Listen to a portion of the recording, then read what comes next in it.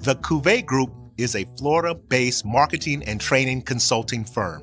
We help businesses communicate to their target audience and engage them in conversation. We also help to expand their audiences, which will ultimately result in growth for those organizations.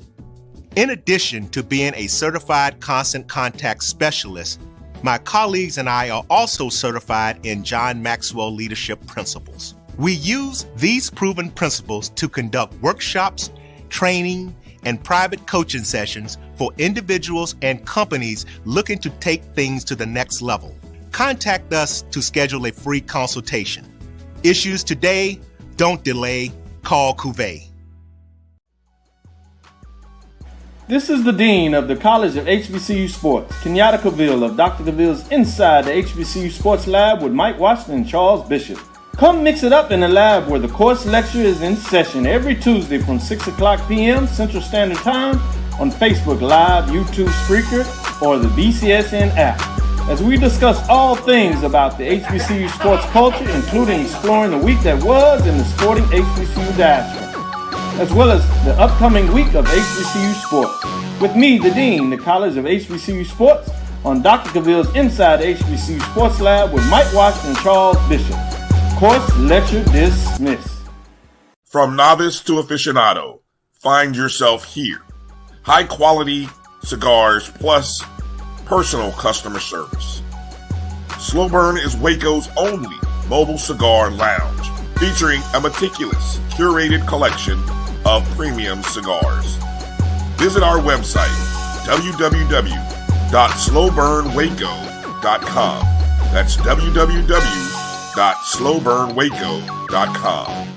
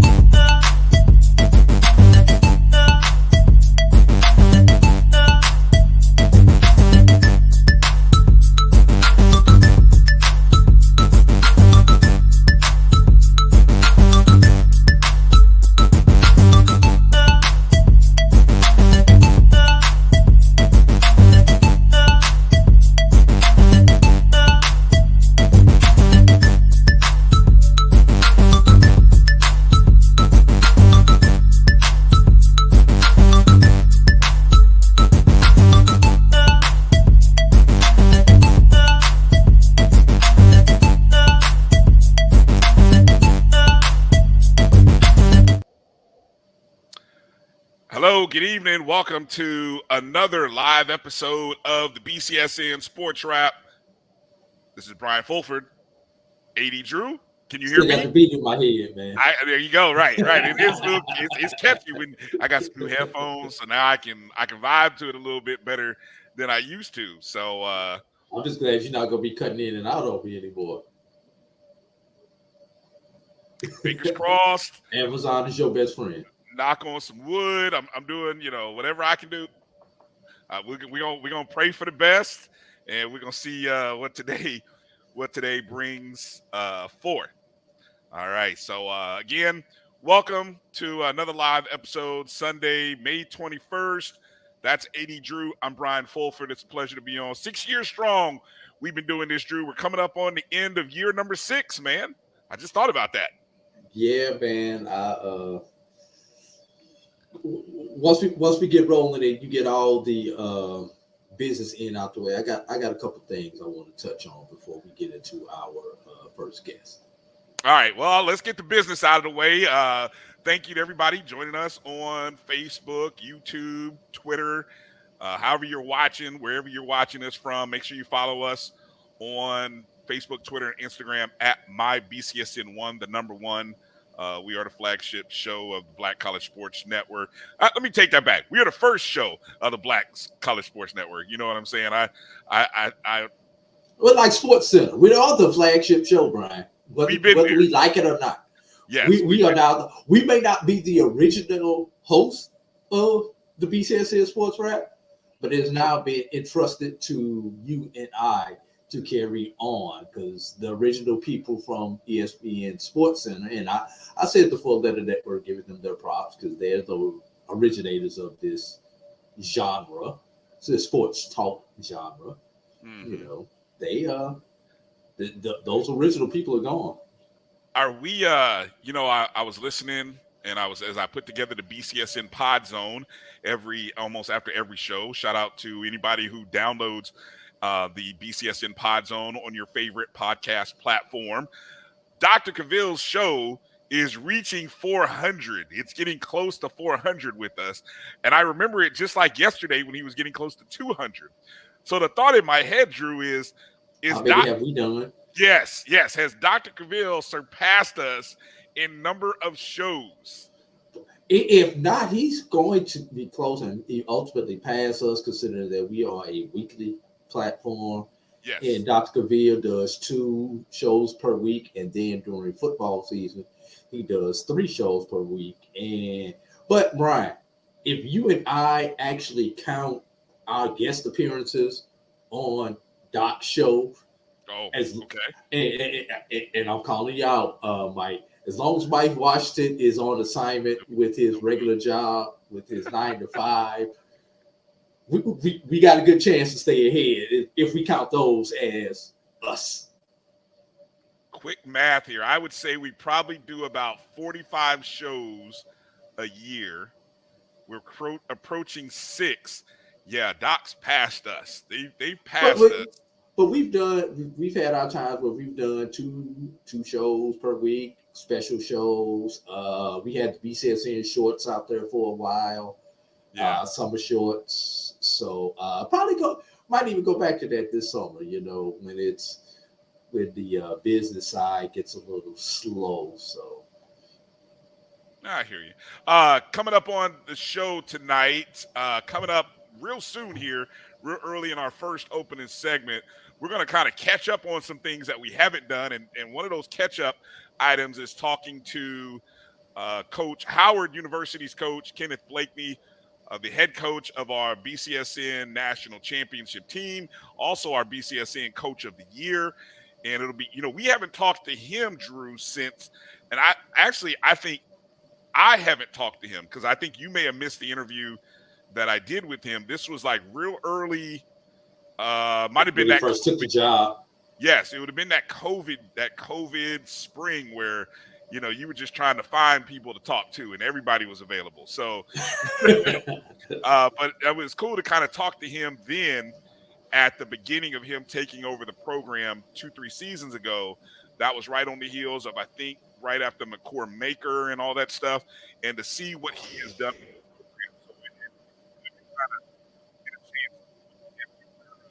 Bryan, get a refund.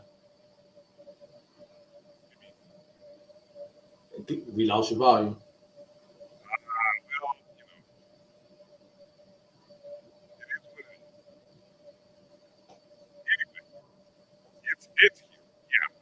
I don't know. I don't know how to resolve the issue. Maybe it worked better when I hit a USB connected straight to work. See, now I've got the audio again. The audio. It's very minute. I hear you saying no audio, but it's not like you were a minute ago. Okay. Well, here. There we go. Whatever you just did. I stopped touching wires. Wires. So keep your pause to yourself. You said you had some things you wanted to talk about here before Coach Blakeney comes on. So I will yield the floor to the distinguished gentleman in Thomasville, Georgia. But where is the distinguished gentleman at? You're talking about me, the distinguished gentleman from St. Louis. Okay. Anyway, first one is want to give a shout out to all the Florida A&M Rattlers as we have the death of one of our icons at Florida A&M. I am not talking about a person, Bryan, who has tragically passed away. I am talking about an iconic building on the campus of Florida A&M University. We're going to put our green orange and green on. I know this is not Wednesday, but I've got to put my orange and green on right now.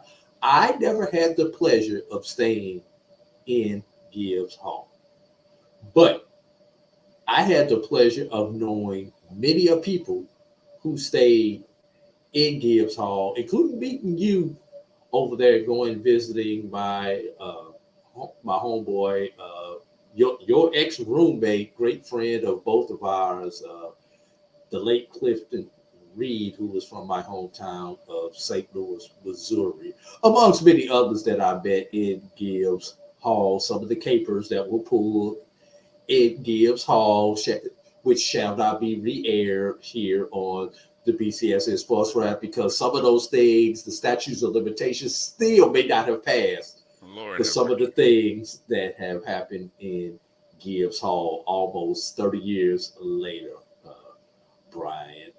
But it's just tough when you see some of the buildings that you have such fond memories of at your institution. As progress change, yes, it's time for upgraded living facilities. They're not even called dorms anymore, Brian. They're living facilities now. But it was just something about, it was just something about Gibbs Hall. Gibbs Hall was the largest male living facility on campus at that time. So,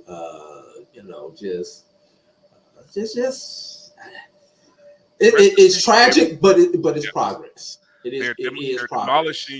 They're demolishing supposedly the school tomorrow, or the building tomorrow. So as you can see, the images of it, the backside sits looking onto Bragg Memorial Stadium.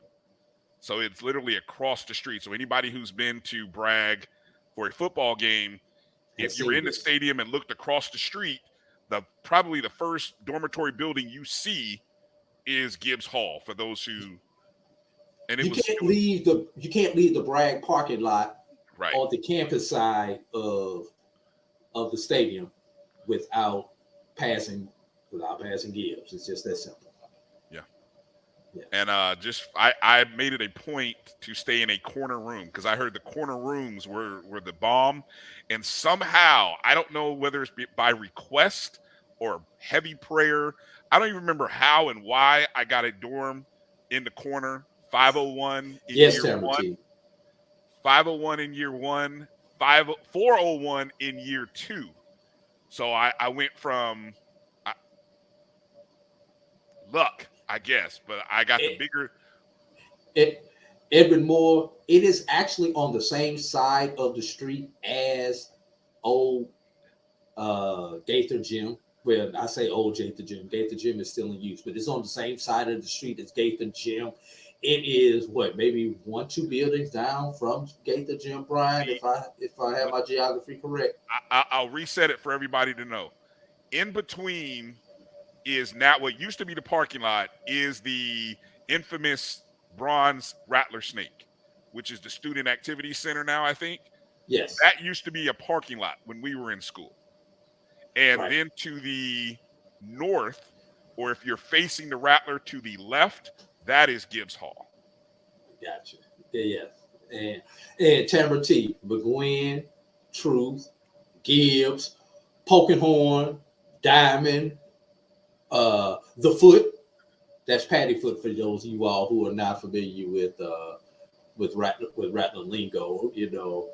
All those were definitely part of growing up on that campus, Brian. And we could all tell various stories about each one of those facilities, or the people that we knew who lived in those facilities. And yes, we can even tell you stories about people getting caught up in those facilities. Yeah. Oh man, good times there. Rest in peace. Shout out to Gibbs Hall and all of the good brothers that we met in Gibbs Hall. As I kind of tweeted out, and Gibbs some Hall, of the sisters passing out at Gibbs Hall who was supposed to be in there. My bad. Did I say that out loud? Yes, you did, you dirty dog. No, I tweeted something out. I said Gibbs Hall introduced me to future leaders, future businessmen. I can't even. You know what? I can't even remember the tweet, but it was a pretty good tweet. But anyway, go ahead. Well, we're still waiting on Coach Blakeney. Go ahead. You had another item you wanted to get to here. As Tamara T said, too many stories. Yeah. Actually, she said no more strolls down memory lane. Right. So go ahead. You better be quick on this next one, Drew. I would be quick, but if anybody in the chat, whether you went to FAMU, whether you went from somewhere else, if you stayed on campus, the place where you stayed at on campus, is it still there? Just let us know. I'm just curious. That's a great Just let question. us know if your living facility on campus is still there. All right. Structurally, structurally, I think it's. And this is still a living facility. Yeah. That's some of these buildings have been repurposed. Yeah. Good point. All right. Number 2, Bryan.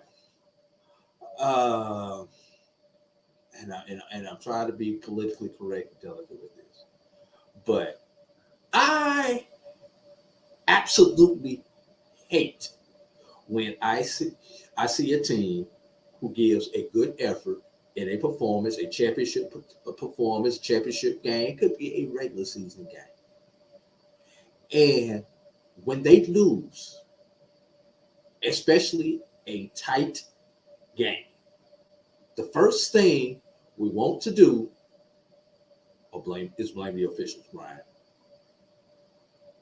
I cannot stand it. As a former coach, as a current administrator, I cannot stand the fact that we blame officials for our loss.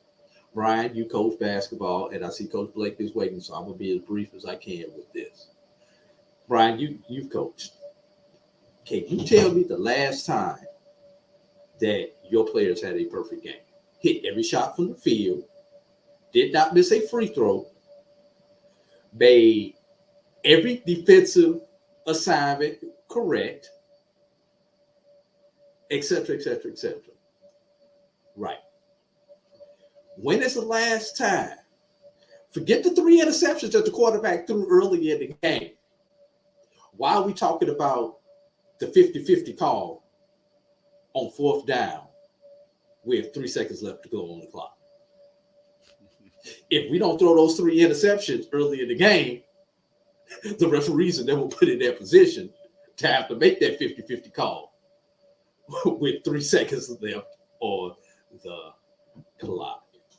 And I truly, it gets under my skin. It irks the hell out of me that fans, players, and coaches blame those people in stripes when there are so many other things in the game that cost you the game. When you actually go back, yes, we remember the last play or the last drive or the last possession, but when you go back and break down the film, Bryan, you see so many more mistakes that your team made that cost you that game versus was that player fouled?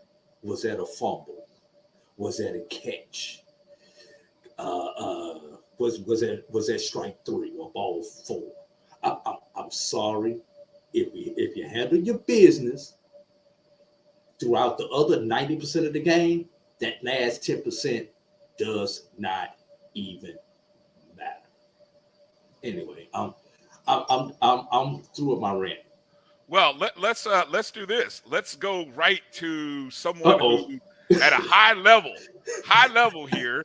We're gonna go right into it, talking with Coach Kenny Blakeney, Howard University head coach. BCSN. And this has nothing to do with Howard basketball, coach, but it was just I was at an event this week, and I walked out. Everybody was blaming the officials for the last play and the instance of the last play. And as I'm sitting up in the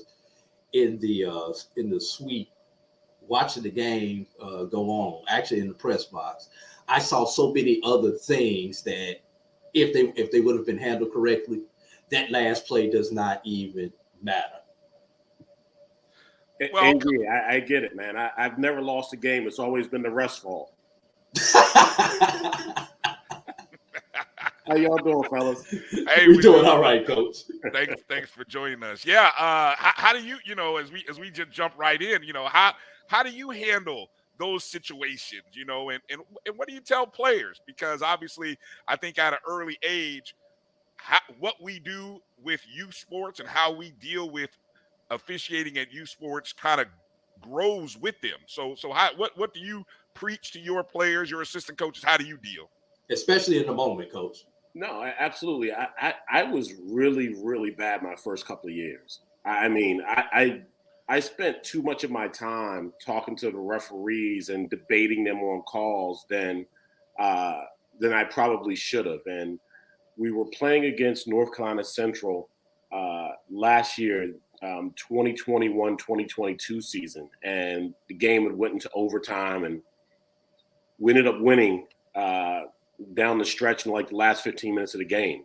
And one of my players came up to me and he said, because you were calm, we won that game. So your players also can kind of take your energy that you are putting out there maybe to the referees and run with that a little bit in a negative way. So I've gotten, I think, so much better and I've learned to work with the referees in a different capacity than I did when I first started out as a head coach. That's big time, especially here. I know that had to mean something coming from one of your players to be able to tell you that.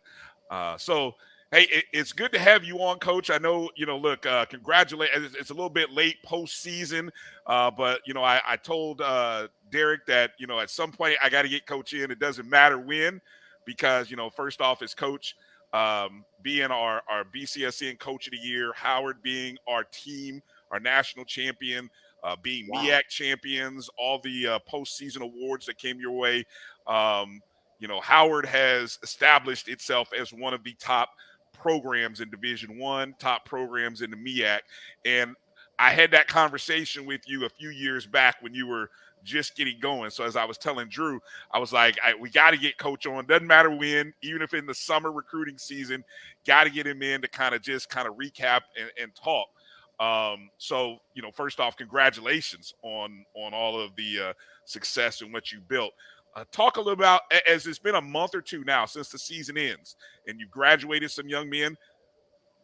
How do you process everything that went into the work to get to the top? I mean, Bryan, to be honest, it's been such a different rhythm in trying to understand and navigate what college basketball has become today. I really haven't had a chance to process much. Easter break, I thought I could get away with my family. I have a 6-year-old daughter who is in school, and my wife and my daughter and myself, we tried to take a trip, and we got into our vacation spot on a Sunday. And Monday morning at 9:00, my phone started ringing, and I had one young man jump into the transfer portal I was not expecting. 2 hours later, I had another phone call with another young man to jump into the transfer portal. So I learned a quick lesson: don't plan your vacations until probably June or July. It's just been such a different rhythm, man. This thing that is our game today, one, I don't know how to recruit, and I'm just being honest. Two, I really feel high school kids are missing out, and this transfer portal NIL space is really hurting them. I really am sitting here today going, I don't know. I haven't been able to process it, because as soon as we lost 3 in the transfer portal, I immediately had to go like psychotic and just put my head down and try to figure out, how do we take a team that won the championship and should actually be together for the next 2 years to kind of three-peat this run or build and keep it sustainable, to, damn, are we just going to have a team that's good enough to win 10, 12 games next year? And then I'm thinking in my head, like, how does my boss evaluate me? I have all these thoughts. Like, well, people aren't going to think it was a fluke that I don't know what I'm doing now. But so I just put my head down and grinded for the last probably 6 weeks, where recruiting was the only thought that I had in my head, to try to see if we can replenish our team to get it to a point where I felt like, we could duplicate potentially what we did last year. So I haven't had a chance to process it. So when you say those things, I get chill bumps, because they're fresh thoughts, they're fresh, feelings. When you mention that, I kind of shook my head a little bit. Was like, I can't believe it. Like, wow, okay. Wow, that's honest. Appreciate that. I definitely will say that is not the answer that I think probably many people or myself even thought might come, but it's very honest and it's very real. At hearing you say that, and it brings a thought. In our previous conversation, you talked about, I think you mentioned wanting to be able to recruit and bring in area talent. Being from the area, so many good basketball players, good basketball period in that area. And do you feel like, sort of as a follow-up to what you just mentioned, do you feel like you can still do that, or you have to sort of maybe temper it or mix it a little bit, given what you described over the last 6 weeks? Yeah, no, that's a great question, and that's something that we're still playing with. If you was to ask me right now, we have 6 guys on our team for 2023-24 that's going to be from the DMV area. So I feel like we did do some of those things, and that was really important, Brian, for a number of reasons. One, I feel like, the basketball in this area is at a really high level. At one point in time, we had more guys in the NBA than any other area in the country, and we had more guys in Division I than any other area in the country. So, the high school coaches are doing a great job. The grassroots programs with their AAU programs are doing a great job. Our trainers are doing a great job. And I thought that was really important for me, because I know their DNA, right? I know if a kid is coming from Gonzaga with Coach Steve Turner, how he's been coached. What he believes in, his philosophy, and the basketball IQ that he's been given through the years of playing at a program like a Gonzaga. So it was really important to do that. But I just think now that, when I say it's a mixture, when we recruit high school kids, we recruited, 3 of the kids that transferred from us that eventually were in the portal. They were all high school kids. So they had the one-time transfer exception where they could leave and go somewhere right away and play right away. As I'm thinking about this thing a little further, certainly high school players will still be on my radar, but for the most part, I'm going to take a look at transfers as much as I can within the structure of our university where, credits and academically it fits and it works. But if a kid transfers a second time, now they have to sit out a year. So they're more apt to maybe wanting to stay and kind of, go through the matriculation of being a student athlete at Howard instead of leaving. So honestly, that's what I'm thinking right now. I haven't figured out a formula. I don't know if it is a formula. But right now, that's the way I'm looking at it. I'd rather take a kid from a college that, he uses that one-time transfer exception to come to us than, recruiting a high school kid and losing him once he's developed, he has a resume, and, finds himself being an attractive commodity to other universities. That's interesting. Go ahead, Drew.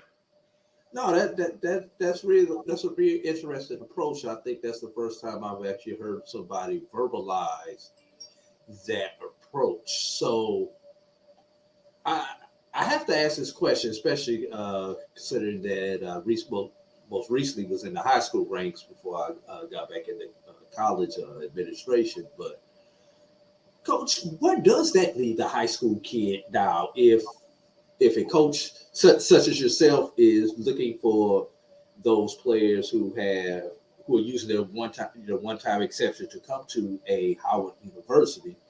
Where does that leave my 17-year-old son or nephew to get that first opportunity to see if they even like a Howard or whatever institution. What does that leave them at now in this day and age?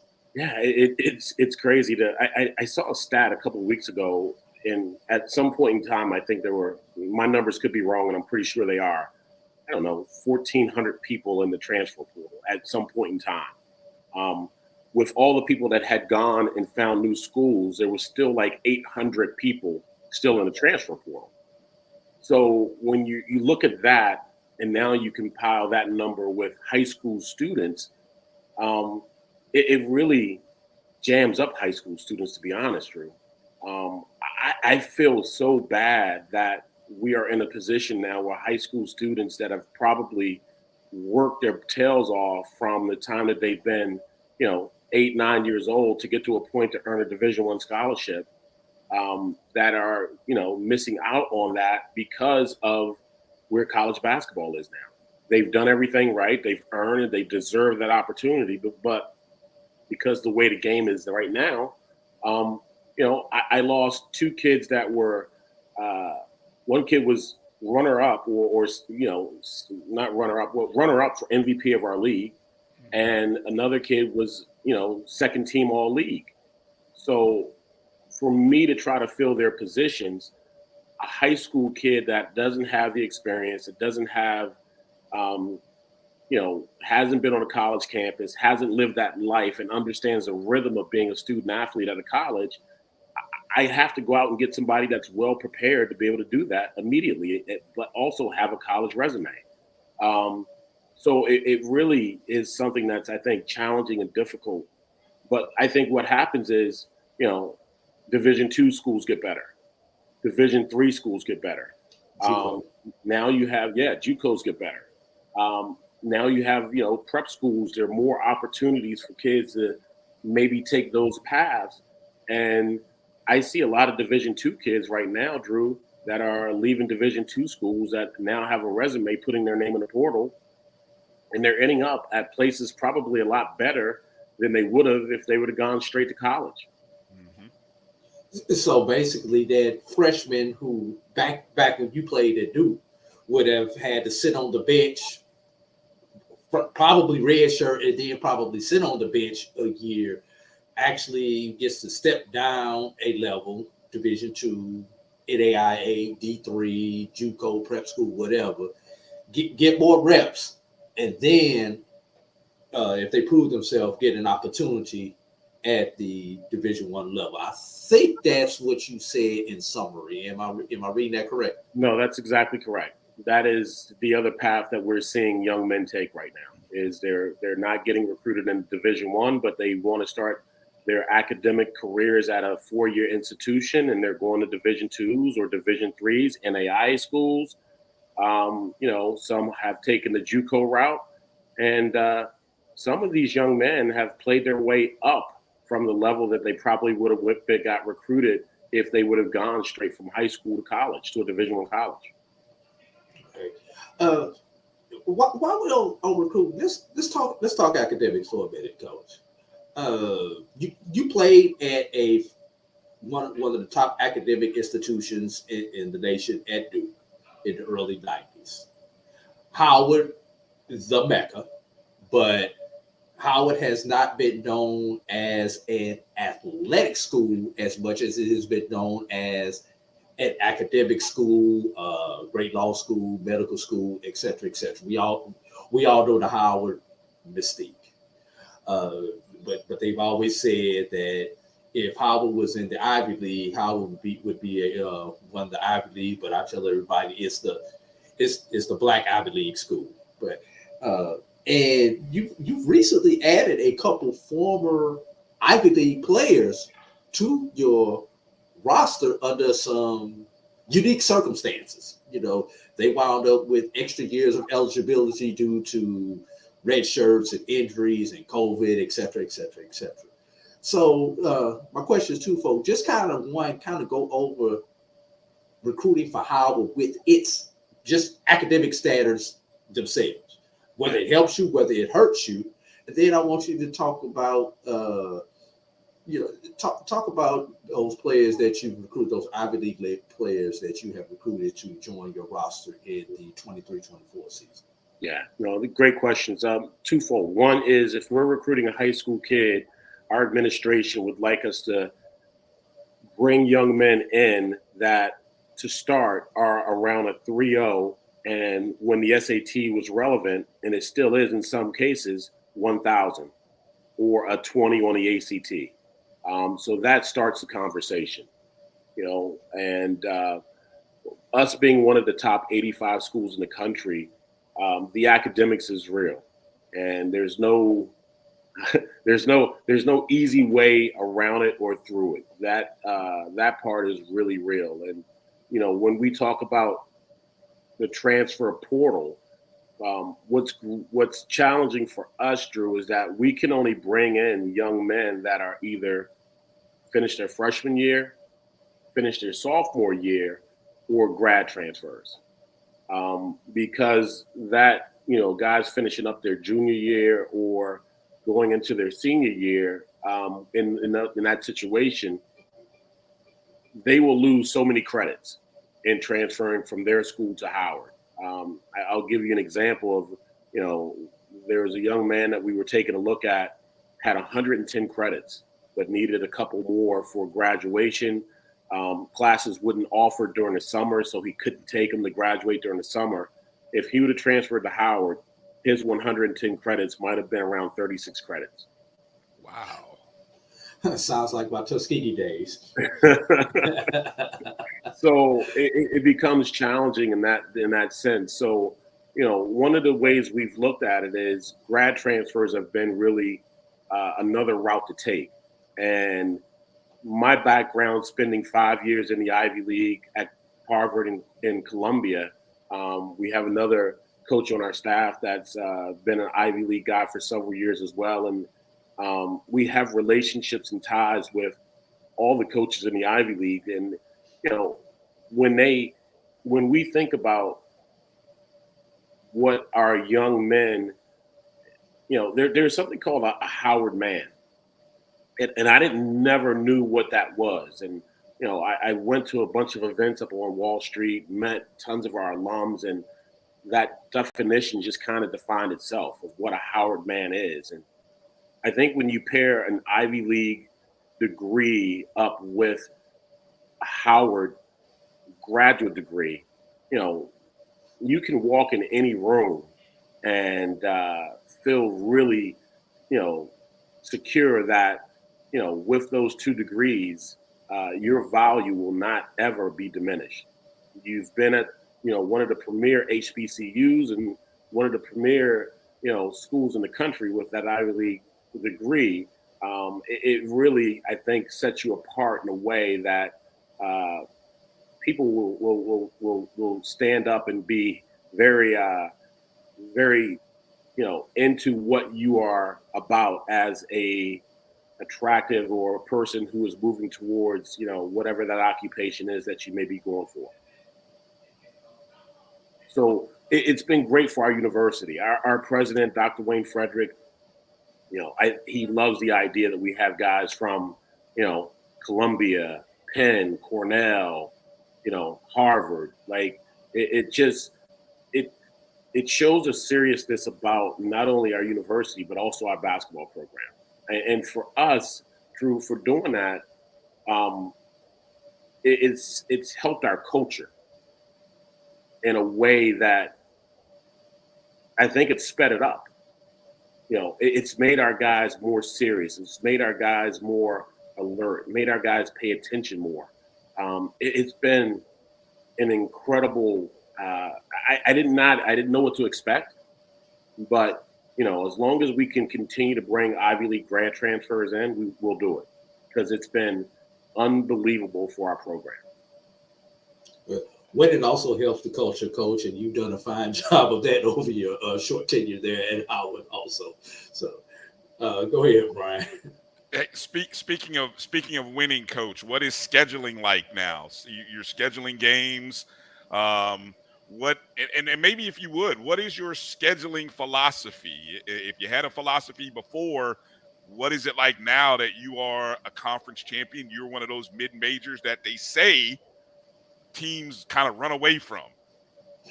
That's very kind of you to say. Thank you. I think my scheduling philosophy is that I don't ever want to sell our brand short. So when teams call us and they say, hey, do you want to come play a guarantee game? I flip the conversation real quick and be like, why don't you come play us at Howard? And we don't need your check. We like your check, but we don't need it. Nice. Because you can get more value. If we're being real about this thing and you're saying education is important, a lot of these young men that are at Power 5 schools probably never stepped foot at an HBCU campus before. They don't know about the history. They don't know about the culture. They don't know about, the band. They don't know about the 4 or 5 cheerleading groups that we have and dance teams. They don't understand that, we stand on the shoulders of giants at a Howard University, a Thurgood Marshall, Andrew Young, Kamala Harris, Marianne Shad Carey. We can go down the list of people that have attended Howard that, these young men, Black men, especially at these Power 5 schools, should be aware of. Why not bring your kid and expose them to all that at a HBCU and at a Howard? Why not take them to the White House where you probably have someone working there? Why not take them to Capitol Hill and expose them to things that are going on Capitol Hill? We have the African American Museum here in Washington, D.C.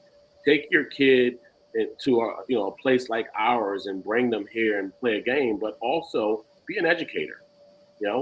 Give that student athlete the student experience that their mom and dad probably would be so happy and excited that you're doing that. So that's one of the things we talk about with scheduling. The other thing is we want to schedule like-minded brands. So we see ourselves as one of the best academic schools in the country. We want to align ourselves with other academic schools in the country that have some of the same academic requirements that we have. So when we think about, trying to pair games, we want to try to get games against the Vandy, get games against the Northwestern, play the Ivy Leagues with the Harvard, Yale, Penns. Got Duke on the schedule anytime soon? What's that? Duke on the schedule anytime soon? Play your alma mater? We've had conversations, but I don't know if that will ever happen. It would be a great experience, I think, for both schools. Maybe we can get John Shire to come up to the Mecca, to Bird Gymnasium, and play us. But it would be great. But maybe that's something that happens down the road. But we have had conversations previously. But that's sort of the scheduling philosophy. Since our guys hit the portal, we've gotten a lot more phone calls than we had before, Bryan, to be honest. People have been paying attention to the portal with their scheduling needs. So, but it has been challenging. I think last year I did a terrible job of scheduling. And part of it was that we couldn't get games. And the way that our schedule had to go, we probably played, I think, anywhere between 12 to 4. I think it was 12 games in about a 25, 26 game day period, which was not fair to our program, to our kids, and to the university, to be honest with you. But we had to get the games in to fit however we could. But the scheduling part has been challenging. That's interesting. Yeah, I was looking at your schedule. Yeah, there's a lot of games in there. But fortunately, I think you guys, if I'm just shooting off the hip, probably came out about 500 or right about 500 in those games. And what I liked is that you didn't have to go, and it's funny you said what you said, because you didn't have to go play a bunch of Power 5s. I mean, obviously you had the one game against Kentucky, but after that, you played solid Division I programs, but there were no Power 5s. You didn't have to go chase a check like so many of our HBCUs have to do. Yeah, we've tried to figure out other ways around that, where we had to chase a check. And our AD, Mr. Kerry Davis, has done a phenomenal job being a partner and helping me grow and build the program, not only on the court, but also the infrastructure of the program, where, all of our games from January on, when our students got back to second semester, sold out. So we were actually probably, we're profitable on that end where we, with our sellout games and with our tickets. So, just different ways having, TV games on campus has allowed us to be a little bit unique and different with the way that we, don't have to maybe go play a Power 5 game. So trying to be a little bit more innovative. Our Martin Luther King Day game is always a great event and great day. And having, Fox come in has allowed us now to, not only be able to, I think, look at it differently in terms of a Power 5 game that you got to go play because now you have Fox coming in and the deals that has to be done there, but also, it's a sellout crowd. So you're talking about now TV game revenue, but also, fan revenues is coming in. So we've been able to kind of look at it a little differently and approach it a little differently where, maybe going to play those Power 5 games and doing all those things for the check may not be the best solution for us to raise revenues. Maybe there's some different ideas and thoughts around it. Wow. That you said so much right there that I just got to applaud, especially to not only your administration, but the Howard community that supported by buying season tickets, packing the gym, and doing so much, man. That is a model that I wish we could carry and get more. And I know every school has its challenges, but that's awesome. Drew, you want to close it up? Any last questions for Coach? Because I know we don't want to keep him here all night. Yeah, got a question for you, Coach. Back during the MLK game that you just mentioned, you guys played Morehouse. And one of the things that was highlighted during that game was the fact that your team had chosen Black maternal health as its team cause for the year. First, if you could tell us how you guys came up with I'm pretty sure the student athletes probably came up with that and approached you on that, but how they came up with that as their team cause, and has there been any updates to that since that game? Because, we heard about it going into the game, but obviously once the story hits, then it kind of goes into the closet, but we still know that there are things going on around that. So if you could give us an update on it also. Yeah, Drew, that's a great question. Thank you for asking. Every year I've challenged our team to come up with a social justice initiative. And the reason why is because our university was built on social activism, right? And I want our team to understand what our university's mission is about, what our university's history is about, what our tradition is about, what are the things that have impacted us as a university, and take that to our team to really, I think, grow our team in a way for their student experience that is just truly different and unique from being a student athlete, right? I talk about having a student experience more so than student athletes, because that student experience is, if you do it the right way, your athletes will always come back and be a part of the university. And so it was really important for us. And at our first meeting, we brought it up. We threw it out there to our guys, and they came back several days later and said they wanted to do their social justice initiative on Black maternal health. And it scared the heck out of me. And a lot of it was surrounding the midterm elections that were going on. And then Roe v. Wade was such a prominent feature in terms of the narratives that was going on around the midterm election. And our guys were able to kind of bring this to the table and articulate it in a way that it scared me. Because as a Black male, I haven't been exposed to Black maternal health in terms of the numbers and the challenges that our Black women have given childbirth. With this being around the midterm elections and everything was so divisive, things that were going on in Georgia with the Georgia elections, things that were being said with the presidential election, the Roe v. Wade, and us being an HBCU, I wanted us to bear down and really get educated on this, because I knew that when we came out and said that we were going to support and lend a voice and amplify the message on Black maternal health, that during this time of divisiveness and everything that's going on, we probably were going to get challenged on a few things. So we took our team down to the Congressional Black Caucus and met with, Representative Underwood and others, and sat in classes there and lectures and watched films. We had one of the most, best thought leaders in the country on this subject come in and give our team some guidance and some advice on what this was about. We really locked in. We had our managers developing packages and different things for us to get educated about. We did more work with our campus community on this. And by the time we came out and started to really speak on this subject, we all were very comfortable in this space about Black maternal health, and felt that, we could really, I think, support, our Black females, especially having a campus that is 70% female.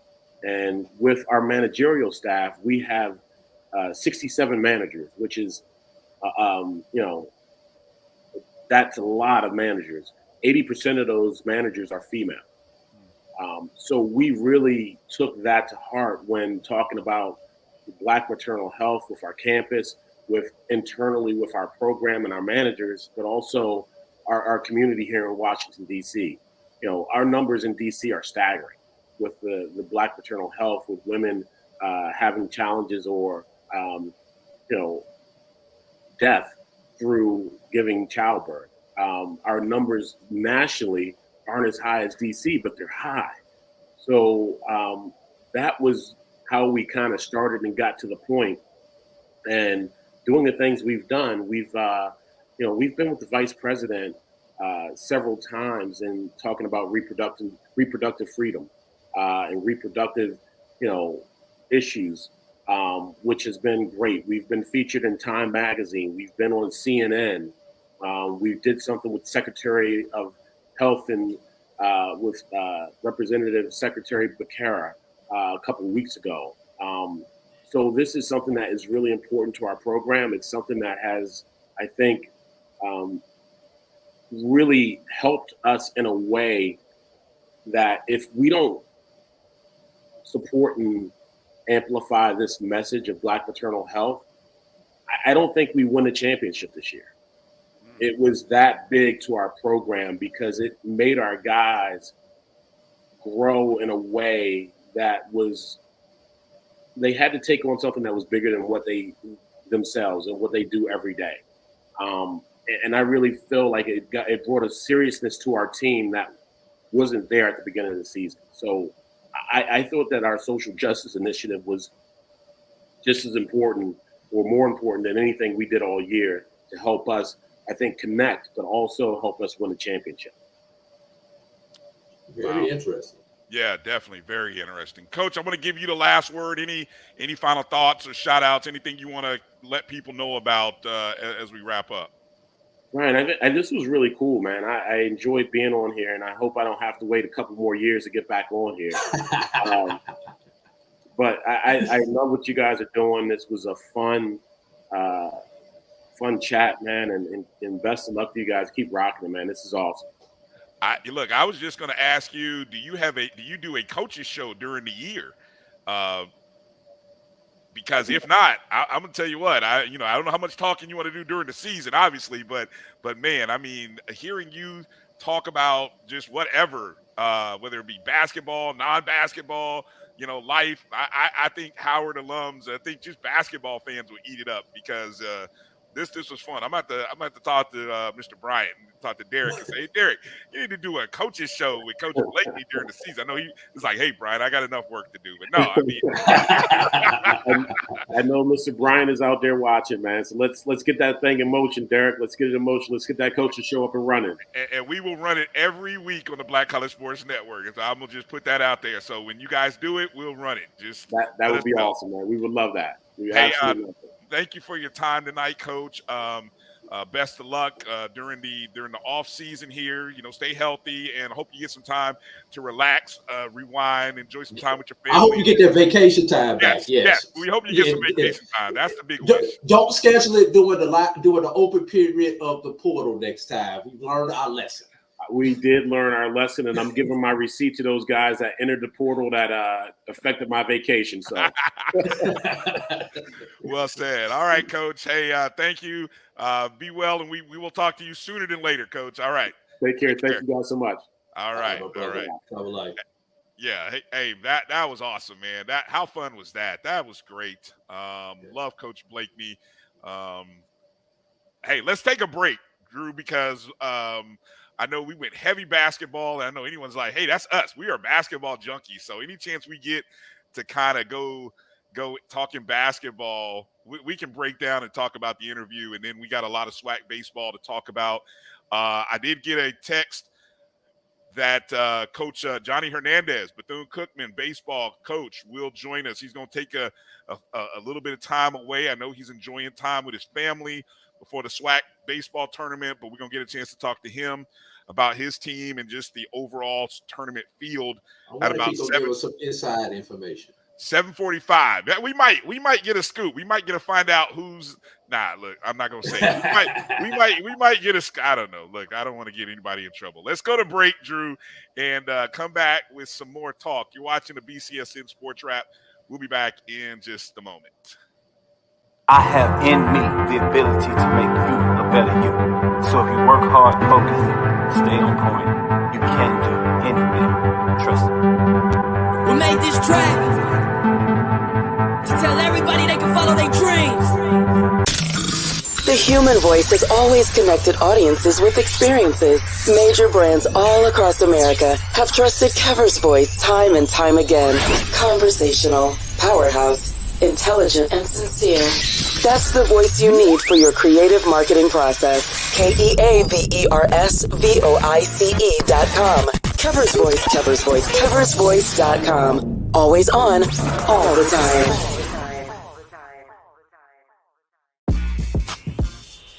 When we invest in ourselves, our glow, our vision, our vibe, we all shine. Together, we are black beyond measure. Remember the revival? Relive the remix. Reunite for the Orange Blossom Classic. HBCU Reunion Experience. It's year 3, baby, and we back with that fire. Calling all HBCU fans. Labor Day weekend. The I Love Jackson State University takes on the venomous Florida A&M University. Tickets are on sale now. Watch the game in premium style seating or watch it from a luxury suite. And of course, you know the halftime show is going to be epic right here in the 305. The sonic boom of the South and the illustrious Marching 100. Who you rocking with? The 2023 Orange Blossom Classic. Don't miss the HBCU Reunion Experience. Labor Day weekend, Miami Gardens, Florida, Hard Rock Stadium. Trust me, we'll see you there. Oh. Check out OrangeBlossomClassic.com for tickets and info.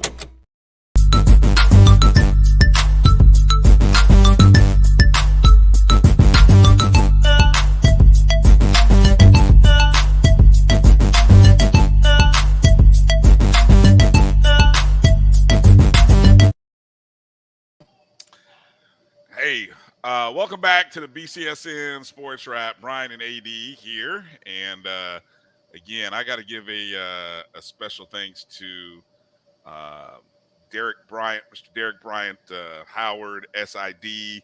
HBCU Pro Sports Media Association. A member of the HBCU Pro Sports Media Association as well.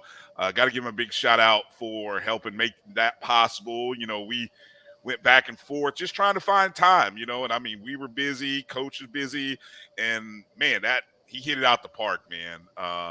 That was awesome. Great interview. Interview. A couple things that came across. I love this comment by Edwin Moore during the interview. This interview demonstrates the importance of hiring coaches that fit your university's culture. Everyone isn't built to be successful in every environment. That bingo. I mean, well said. It couldn't be better stated when you have somebody like Coach Blakeney, who understands, first off, the challenges that his guys are going through, because he knows he went to Duke, tough academics, and here he is trying to bring in a culture of basketball that says, hey, we're still going to be successful while we're striving to be great on the court. We're going to be successful in the classroom. And then the whole social justice element, Drew, man, that is some powerful stuff. And there's so much honesty there that I you don't get that kind of honesty all the time from coaches. And man, just hit it out of the park. Yeah, and I'll say this: I don't know if people understand why when we're able to have our schedules best to get coaches on our show, why they tend to enjoy coming on our show, because we have fun. We ask the tough questions that everyone wants to know, but we ask them in a respectable way, and we don't ask the gotcha questions. The why is your school doing this, and why is this happening in your program and stuff like that. We ask the appropriate questions, but we still let the coach maintain the narrative, or the interviewee maintain the narrative, and let them, let everything stay respectable. Yeah, Howard's got a good one. I mean, man, that I love the honesty. I'm totally blown away by the honesty. I really, and not that you don't expect coaches to be honest, but maybe I guess you didn't expect that particular answer. When he talks about the transfer portal and the high school recruiting answer was not the answer that I was expecting. And as a matter of fact, the question that I asked him came up off the top of my head during his answer. That was not where I was planning on going, because you always have your pre-show notes and, hey, I want to find out about this and that and everything. But his answer was so that I had to ask that follow-up on the high school piece of it. Where the hell does this leave our high school kids? And that is the challenge of this NIL / transfer portal era. Yes. And we wanted to test today. We have seen better basketball on the Division II level. Yes, we have. On the NAIA level. Yes. Haven't seen a whole lot of JUCO basketball, but I'm pretty sure those kids who would have been going to Division II schools are now in the JUCO ranks. Some of those kids who may have been in JUCO ranks are having to take that extra year and go to a prep school. Mm-hmm. And what does that do? That potentially gives those kids that year away from home that is so crucial that he talked about. Because let me tell you something, high school athletes and parents of high school athletes. Nobody is getting you up in the morning to be at that 6 o'clock workout. What? But yourself. You better have one of these. You better have an alarm clock. Something like nobody is going. Your roommate is not going to. Hey, get up, go ahead, get something to eat, brush your teeth, and go in there. They are not going to be the one that says you need to go. Hey, go study. Don't forget you got study hall today. Don't forget. Don't be late for weights. They're not going to instill that culture in you. You have to have it. Yes. So mom, dad, whatever, especially that senior year, you need to start that if you want your child to play at that next level. Let them get up on their own. Let them figure out how they go get to school. If it's they got to walk out there, go catch their yellow bus, or they got a car or whatever. Let them figure out how to put gas in their car to get around to do what they want to do. Why? Because when you're not there, you're not calling me every other day, ask me for $10 so I can put some gas in my car. Mm-hmm. You're not calling me every other day, ask me some food. Why your butt didn't go down to the calf? I already paid for that meal plan. Yeah, I remember that conversation. You got 19 of them. You better use them. You better use them. Use them 19. That's 5 days a week, 3 meals plus two on Saturday, 2 on Sunday. You better use as many of them as humanly possible.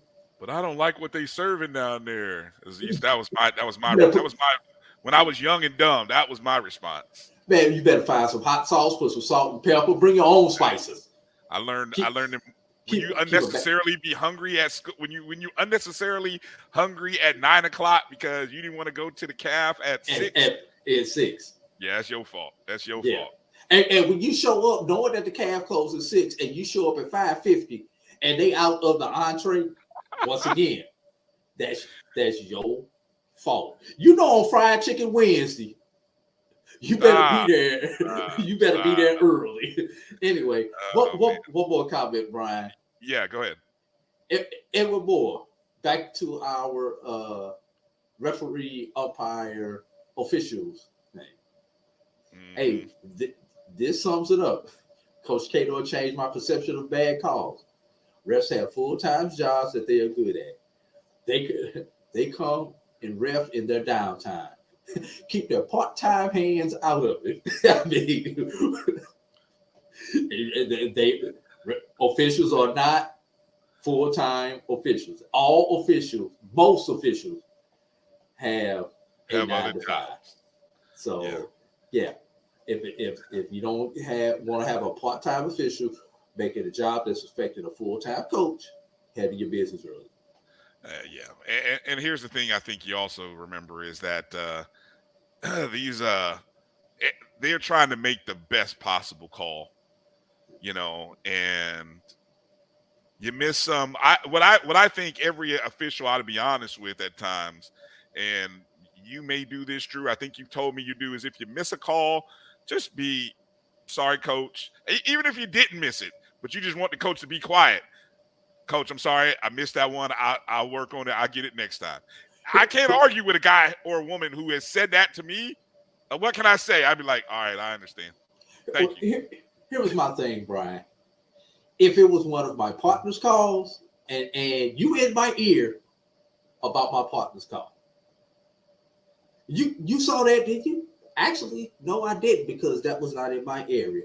But during the next break, Mr. Coach or Madam Coach, I will go over there and talk to them and ask them what they saw and why they called it that way. That's number one.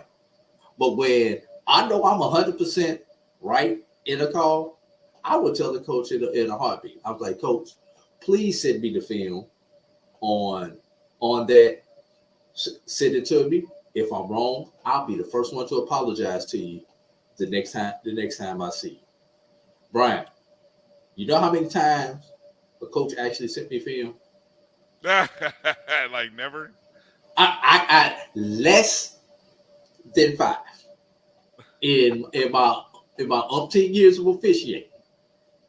And based on that film, you know how many times I was actually wrong on that 50-50 call? My point exactly. Never? Yeah. I won't say I was perfect. I wasn't 100%. But I was about 99.5% on those bang calls. So right. Yeah, that's just one of those things, man. So and last thing on officiating. Yeah, please. Before we throw it and then we'll move on. Officiating my head's about to explode. Although officials know the stakes of the teams that's playing, yes, they know who the best player are on each team. They know which team's in first place, which team is the bottom dweller, etc., etc., etc. There is no predetermined outcome of that game. Yeah, we know we want this team to win. There is no predetermined outcome. The game dictates itself. But Brian, there is a real thing called home cooking. What is home cooking? That 50-50 call, and you 100% unsure of which way to get it, they tell you you should give it to the home team or your contract team. That's a reality. You know what that 50-50 call is, though, Bryan? What's that? That's that ball that's on the line and you're not 100% sure who it bounced off of, and you really can't clearly see, and your partners are not in a position to help you out with it. Give it to the home team. That charge block call, and that's the biggest one. A 50-50 charge block call. Did he beat him to the spot? Give it to the home team, unless it's getting ready to foul out, unless it's getting ready to put their good player in foul trouble, then you might go the other way. That's a real thing that good officials know. All right. Let's sort of transition to just sort of putting a bow on the end of the softball season. The NCAA Women's College World Series, which is essentially the 64-team softball bracket, is concluding. Again, they go from 64 teams. They play these 4-team regionals at 8 different sites. The winner of those 8 sites, the winner of those 16 at 16 sites. The winner of those 16 sites are paired off to best of 3s next weekend. Super regionals, right? Which then you take the best 8 teams and they play in the College World Series, technically is how you call them. College World Series, yes. Yeah, Women's College World Series. So obviously you had North Carolina Central playing in the Athens region. They played Georgia, lost 12-0 to the 14th seed Georgia, who was host. Then they were shut out 8-0 in game in the elimination bracket to Boston University. So North Carolina Central season comes to an end. All the same, it was, I think they finished 19-35, but they won their school's first ever MEAC softball tournament championship. So props to them. Then in Baton Rouge, Louisiana, you had Prairie View taking on number 10 LSU, who was the host school. LSU won 12-2 in that game over Prairie View, and so Prairie View had to come back the next night or next day and take on Omaha University, or the University of Omaha. I'm not really sure which one it is. It was a much more competitive game. They just couldn't get any runs. They lost 3-0 to Omaha. So the season comes to an end for both those schools. And so I think with that said, Drew, we can sort of close the books on the Division I softball final standings. Can we do that? You want to do that?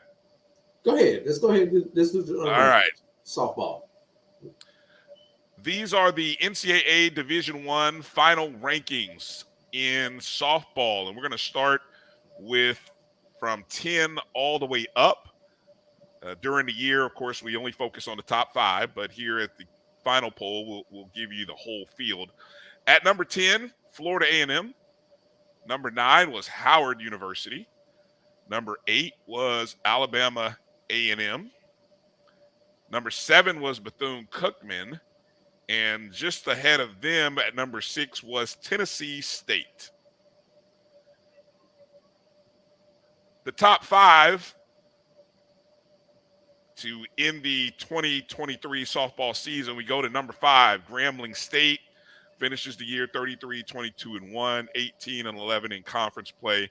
They will forever be memorialized or remembered for their viral clip, balls in the dirt, balls in the dirt, balls in the dirt, ball. So, I mean, I just sang it, so now it'll be in your head for the next day or two, and you'll be just thinking, balls in the dirt, balls in the dirt. All right, so you're welcome. Number 4, the MEAC champs, North Carolina Central, finished their season 16-8 in conference play. Congratulations to the Eagles for a great season winning the conference tournament. Number 3, the Alabama State Hornets finished the season 30-21, 18-9 in SWAC play. Number 2, the Morgan State Bears finished the season 24-21, 14-6. I think Morgan was like the 1 seed going into the tournament, and just, I mean, it happens, right? Two and barbecue. 2 and barbecue, yeah, it happens. So, but they finished number 2, and number 1, of course, the Prairie View A&M Panthers finished the regular season 30-20, 26-6 in the SWAC, and of course, Prairie View repeated as SWAC champions, and after a great season this year, Prairie View, they are 2023 Division I national champion. So congratulations to Prairie View, a team that many think will have a chance to come back next year. But Drew, who knows? You know, like I said, I don't wish this on anybody, but just as you heard from Coach Blakeney, your team could change in a heartbeat. You know, you can have a championship team today, and tomorrow you're getting phone calls. They all in the portal. Yeah, so hopefully, enjoy it while you can. Yes. I hope you're taking care of those kids, but you never know. Kids will do the darndest things. Students, athletes will do. Is it the kids or is it the people in the kids' ears, Brian? Yeah, that's, you know what? That's a tough one. Who knows? Who knows these days? You know. Who knows? If you're out there watching, go ahead and hit the thumbs up button. We'd appreciate it wherever you're watching us, on Facebook, on YouTube. It helps the algorithm, please. You know, just and you know what? Maybe share the link as well. That'd be nice. That'd be a nice thing that you could do for us. All right, we've got the end of the SWAC baseball season this past weekend, Drew, and we've got seedings and all that stuff. Just want to sort of put an end to the season with just some, you know, final results that took place on Saturday. I don't think anybody played today.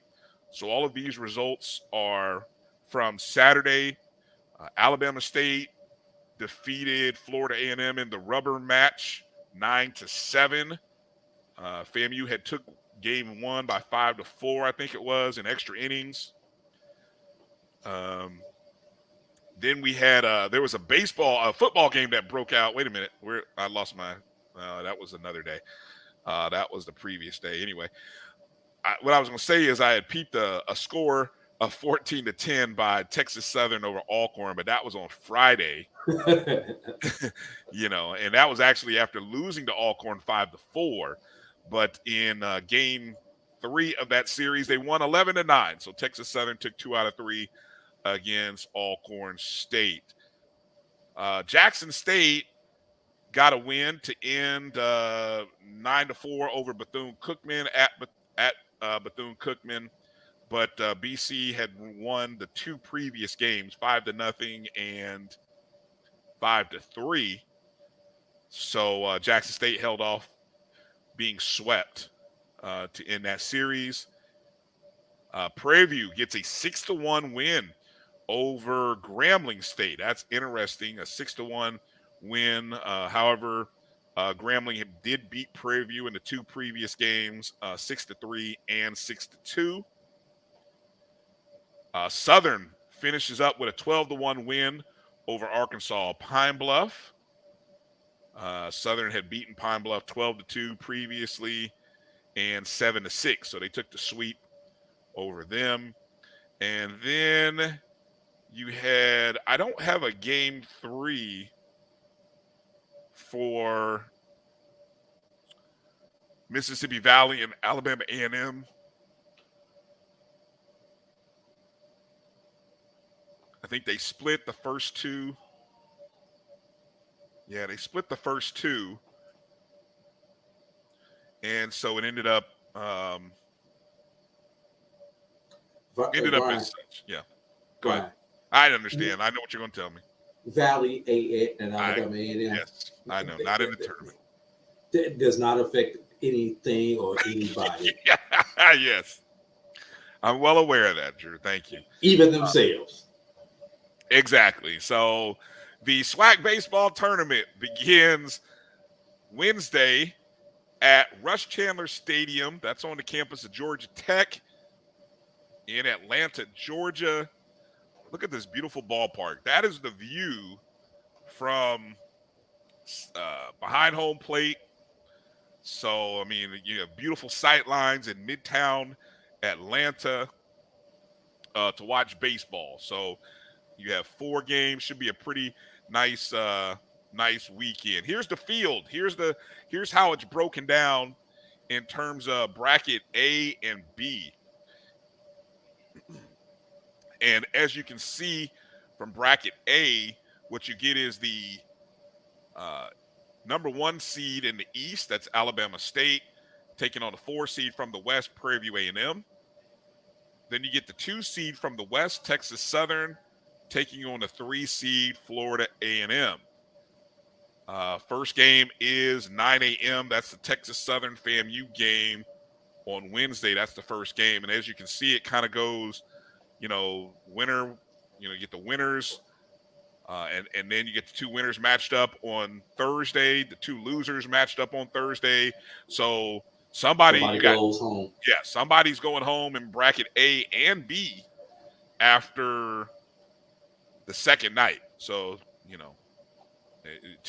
two in barbecue. Somebody's gonna make a short trip up to Atlanta. 2 teams will. And then I think the interesting night is Friday, because you got 6 teams that will play on Friday, and potentially anywhere from 2 to 4 could go home on Friday. That's the interesting night, in my opinion. So that's looking at, and the way it's set up, Drew, which is kind of interesting, bracket A is set up in its own double elimination format, right? Yeah, and bracket B. Yeah, and then, I was going to get to bracket B. And bracket B is also similar, which you can see bracket B, where you have the number 1 seed, Grambling State from the West, taking on the 4 seed from the East, Jackson State. The 2 is Bethune-Cookman. And really the SWAC doesn't necessarily, even though this is how we're categorizing it as East 2, 3, but in theory, they've seeded them 1, 2, 3, 4, but that's how they came up with this 1, 2, 3, 4, which is based on your East and West, your East and West standings, right? Which you have over there in the bottom right corner. Okay, so in the bottom right corner is your schedule for the B bracket, and that's where you've got the 2 games that'll be played opposite or in between the 2 games from the A bracket. So it's just like the A bracket. 2 games played on Wednesday. Then you have a winner's game and a loser's game. And then just like on the other side, you get, potentially maybe 2 to 4 teams that could be going home. Somebody's going to have to play 2, though. That's the thing. Coming out of the elimination bracket, you're going to have to play 2 on Friday. Versus if you win your first and second game, you only have to play 1 game on Friday. Which goes back to that when I say we need to extend the tournament out a day. Well, okay, so here's the thing about, last year they had to deal with weather, and I don't think they played any games on day 1 scheduled, which was Wednesday. I think the tournament actually started. No, they started and didn't finish is what it was. Okay. Well, I think the rain and the weather, kind of threw the whole schedule, but they do have a Saturday, you call it a rain relief day, in the event that, maybe you have to play some if necessary games, yes, or you maybe have some weather games, or you have games that are postponed due to weather. Which is what happened last year. Right. That's what happened last year. So, did you notice, and I tweeted you this, did you notice the ACC was using my format that I recommended?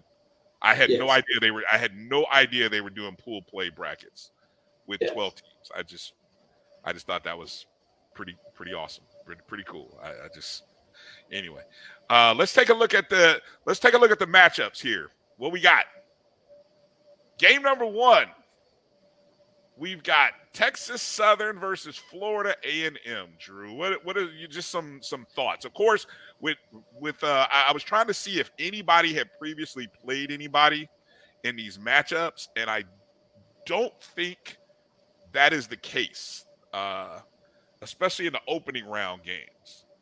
I got to look here to Grambling Jackson State. They may have played in one of those classes. I'm going to look. But what are your thoughts on that opening game? 9 o'clock Wednesday, Texas Southern versus FAMU.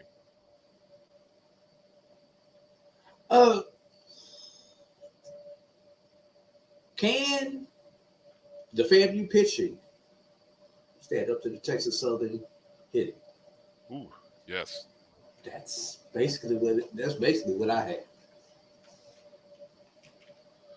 That would be my number one question. Can that stand up against each other? And you know what's interesting about this, Brian?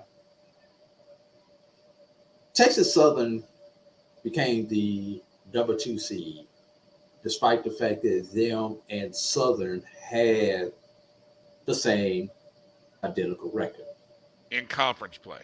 In conference, yes. And you know how they became the number 10. You know how they became the number 2 seed, Brian? We were trying to figure that out offline. Break it all the way down. How did they get to be? I don't know what tiebreaker number it is, because you went through and determined the first couple of tiebreakers. They split head to head because they only played 4 matchups. Right, 2 and 2. 2 and 2. And obviously they had the same identical record division-wise. So we looked at the next head-to-head was record against the top team in the division, which was Grambling State. Texas Southern, 2 and 3. Southern, 2 and 4. What's the difference, Brian? Why did Texas Southern only play 5 games and Southern played 6 games? Doggone rainouts that were not made up. Yeah. And we talked about this. We've talked about this for the last few weeks. Would these rainouts potentially affect seed? Yeah. And it appears that way. It appears that way. I mean, we don't have the official word, and I haven't read it in a press release, so let's state that. I haven't read it anywhere. But based on the knowledge that we have, and for people who understand the SWAC formulas. Well, also let me add this, Drew. Also, we understand that the SWAC does their standings based on win percentage. So it would seem that if it came down to your record versus Grambling, they went by win percentage, which was 400 versus 333. Exactly. So, and the one thing also, they tried multiple times to play those rainout games, to be frank with you. Correct. But Brian, is it really?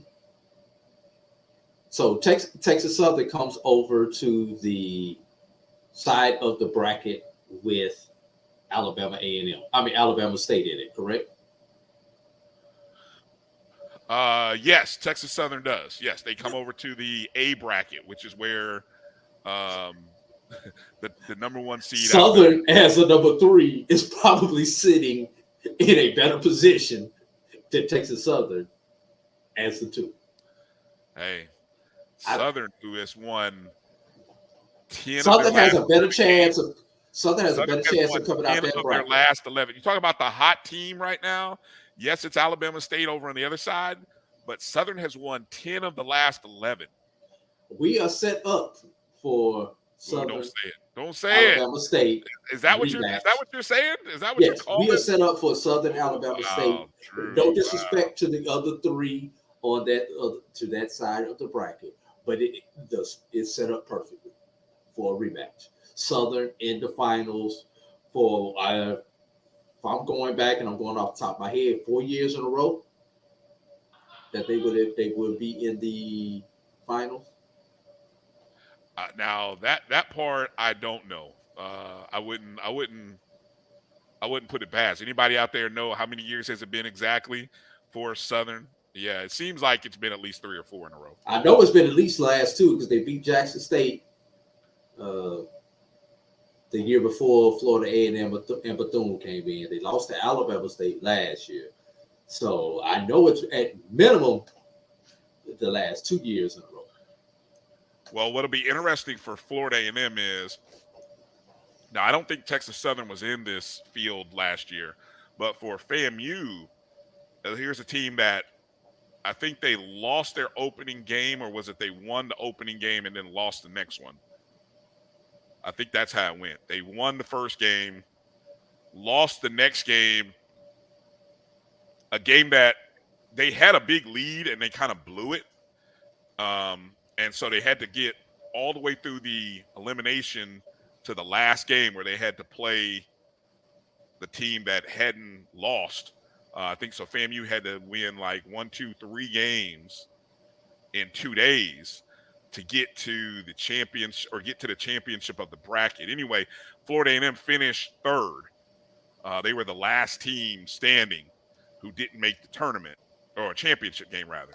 So so we, that's one of the things that came out after talking. We talked to Hunter Veets. So it'll be interesting. Hunter Veets, FAMU's lead pitcher, will take the mound. Just a couple of interesting numbers here for you, Drew. Texas Southern comes into the contest with the 3rd best batting average in the SWAC. Now that's in conference games, batting .310. But, if you're somebody who thinks slugging percentage is better than batting average, well, then Florida A&M comes in with the 3rd best slugging percentage at .498 in the conference. Both of these teams are 2nd and 3rd in terms of home runs during the year. FAMU with 37 home runs during the year. Texas Southern with 36. In case you wanted to know about on-base percentage in terms of hitting, Texas Southern .429. The one thing I will say, FAMU was ranked 9th in on-base percentage. What is the stat that you look for? Is it batting average, slugging percentage? What do you think? They say slugging percentage is the more accurate. If you wanted to look at it, you look at OBS plus. Okay. Which is on base percentage plus slugging percentage. Okay. So that tells you that they're getting on, plus they're getting on with multiple bases. So in the SWAC, that is the OB percentage, I believe. OBP. There's OBS plus. OBP would be highest listed. Yeah, it's not listed on their site as OB play. They just have the OB percentage. Yeah, just on base. Yeah. All right, let's move over to the OBS. I'm sorry, it would be listed as OBS. Do they have OBS? No, they just have OB percentage, and I think. But it's real easy. Just add the slugging plus OB, and that tells you OBS plus. I think that's what this number is. If I'm, and I always say that because I think when you go into the individual leaders, like the leaders. Okay, so yeah, on individual leaders, they do have OPS there, which is on base plus slugging percentage. Yes. Okay, so that they don't have that stat necessarily for the teams, but they do have it for individuals. Correct. All right, let's move over to the second game of the day, which will be at noon. That's Bethune-Cookman versus Southern. Coming up here a little bit shortly, we're going to get a few words with Coach Johnny Hernandez of Bethune-Cookman. But you just talked about it, Drew. Here's Bethune, who comes in with they're one of the top 2 pitching staffs in terms of statistics. But like I said, they're playing probably the second hottest team right now coming into the tournament. Your thoughts? Remember, I was trying to give you that number. Southern has appeared in the last 3 SWAC tournament championship games, winning 2 of them. So, by the way, Brian, the team that owns the most SWAC baseball titles would also be Southern. Yeah. Yeah. With 19 of them, Jackson State being second with 13. And, of course, Florida A&M and Bethune seeking their first as the newest members to the Southwest Athletic Conference. So, yeah, can the East, who has traditionally been known as the pitching conference, well, not traditionally, is now known as the pitching division, slow down the bats of the Western Division of the team? Carlos, they got hot when they always get hot, Carlos Brown. We told you. In my best Aaron Rodgers, RELAX. Hey, did it help Southern? They have won 8 of their last 9 conference games, but does it help that they played UAPB, Alcorn State, and Prairie View? Get right games. get right game for Southern. Get right. Everybody needs a get right game. Yeah. Hey, look, it got them into the tournament. Let's keep it real. I mean, and while you playing, Brian, most people have not swept those teams that you named, UAPB and Alcorn. UAPB and Alcorn has snuck one game in a series. UAPB got swept by Southern. That's my point. Oh, okay. Against other opponents. Okay. I got you. Against other opponents. Okay. Alcorn has gotten out of town with one game. Not against this team. Right. Bethune-Cookman, second best team ERA, 4.78. They're one of 2 teams with an under 5 ERA in conference. Which is a whole other discussion in itself. Yeah, there's one team that has an under 4 ERA. Second fewest in walk batters with 105. Third most strikeouts as a team. Opponents bat 267 against Bethune pitching, which is the third best opponent's BA in the tournament. So that'll be interesting to see how that game goes. Let's go to the second half of the day. At 3 p.m., you get the 1 seed, Alabama State. The hot team had a 10-game winning streak, SWAC winning streak, broken up by FAMU, but technically they've won 12 of the last 13, or 12 of the last 13, something to that effect, or maybe 9 of the last, or 11 of the last 12 is probably a better way of saying it.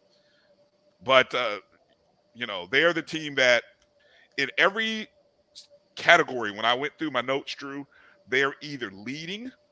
They led the SWAC, and these are conference stats only. We'll talk about this shortly. They led the SWAC in batting average, slugging percentage, second in OB percentage, most home runs, and then had the best team ERA, fewest walks, second most strikeouts, second fewest opponent's batting average. Alabama State looks the part, Drew. They look statistically, they looked the part over 30 games. Now they got to do it in 5, right? Or 4 maybe. 4. That's what it comes down to, right? Yes. So yeah, Prairie View. We'll kind of just see how that happens. Again, the teams never played each other during the season. I don't believe. Just kind of looking through my notes here because I know Alabama State only played Grambling and Southern previously. All right, and then the last game of day 1 is at 6 p.m. and that's Grambling versus Jackson State. So you get the 1 seeds at night or in the second half of the day. Grambling State, of course. Now, hey, Drew, Grambling, everywhere that Alabama State has been in terms of these numbers or what I spotlighted in terms of, whether it be hitting or pitching, who's right there, well, at least in the hitting category, you know who's right there with them? Grambling State. That would be the Tigers. Yeah, Grambling State's been right there with them. Second in batting average, second in slugging, 4th 4th in home runs, tops in OB percentage.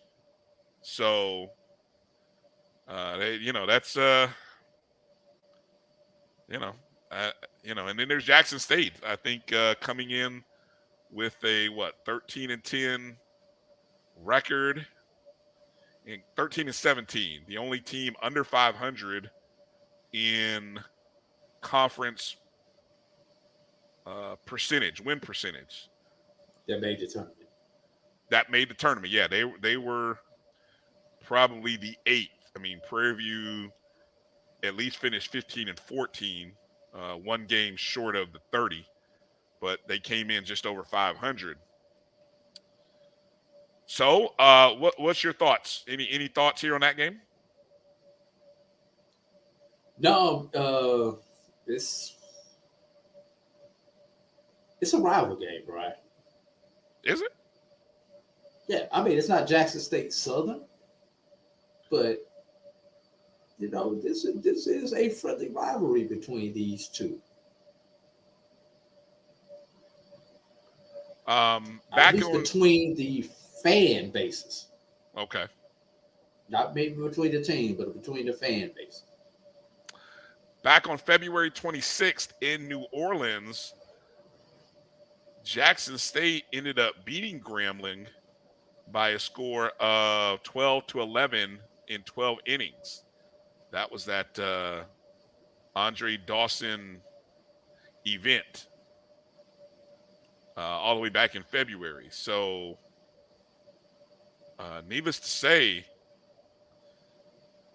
Jackson State not going to be shy at all about taking on Grambling. Grambling, really, their season has really turned around once they got into March, because you look at them early in the year, they had a loss to Prairie View, lost to Southern, lost to Alabama State and Jackson State, lost 2 out of 3 to FAMU. I mean, they took it on the chin in a few SWAC games early in the year while they were trying to find themselves. And then they got into conference play, and it was like, okay, let's play. And so, props to Grambling. I think I saw that it was the first time since 2012 or 2013 that Grambling had won the division in the SWAC baseball.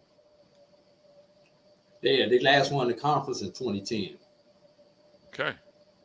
Yeah. Been a while. Yeah. What was that you posted from Jeremiah Clark? Why am I giving UAPB and Valley? And we'll go ahead and throw Alcorn. Did you give them credit?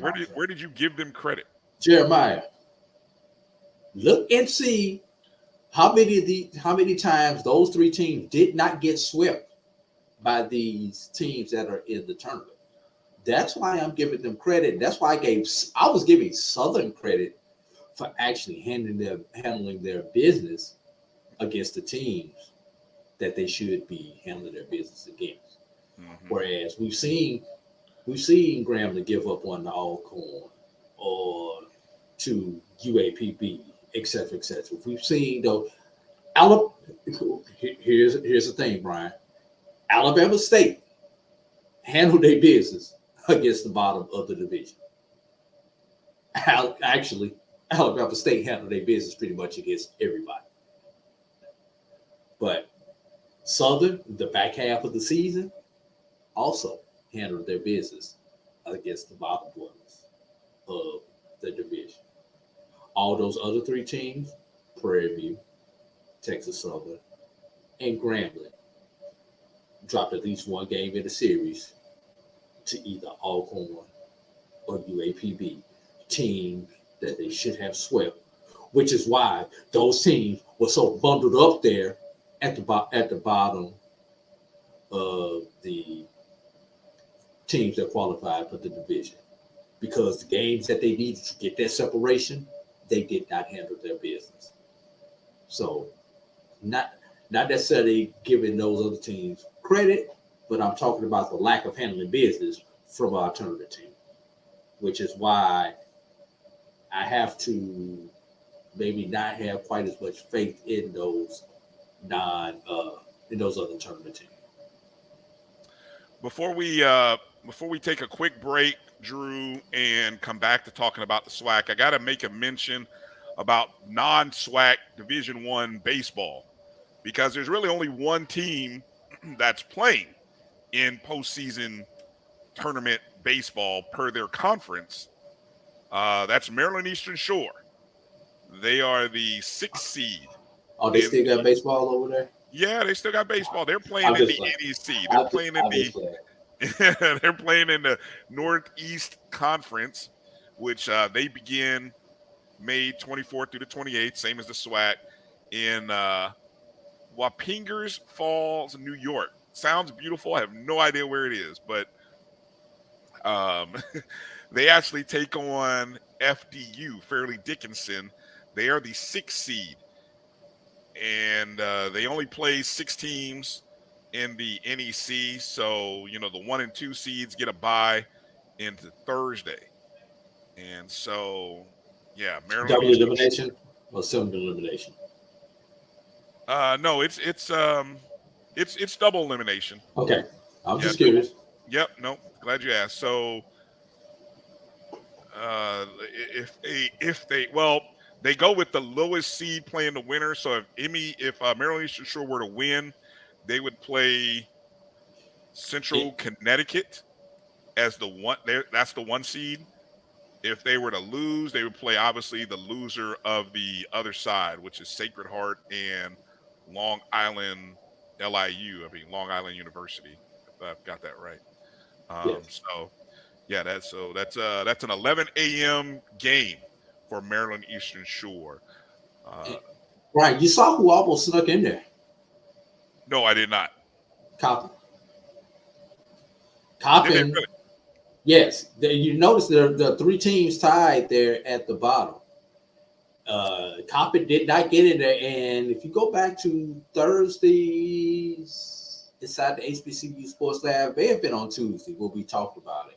And I told everyone to pay attention to Coppin because Coppin had an easier road to get in. They forced the tie, but unfortunately, they lost the tiebreaker because Coppin played Norfolk, who was the bottom dweller in their conference. Yeah, Coppin handled their business against Norfolk. Yeah, Coppin swept that series. They won 3 in a row. Merrimack, who was that other team, actually. Coppin is tied with Maryland Eastern Shore and Merrimack. Correct. They have all equal 14 and 16 in NEC play. Coppin's win percentage is slightly below Merrimack, but I guess somewhere within the head-to-heads, Maryland Eastern Shore comes out on top, and they end up getting the bid. North Carolina A&T or who else is in the CAA? Hampton? No, the Hampton doesn't play baseball. Oh, Hampton, I don't know. You're probably right. Yeah, you've got Coppin, Delaware State, Maryland Eastern Shore, and Norfolk. Right, but I was saying over in this, I was just going to the next conference in the CAA. Oh, just A&T is the only one. Yeah, A&T. Yep, they did not play.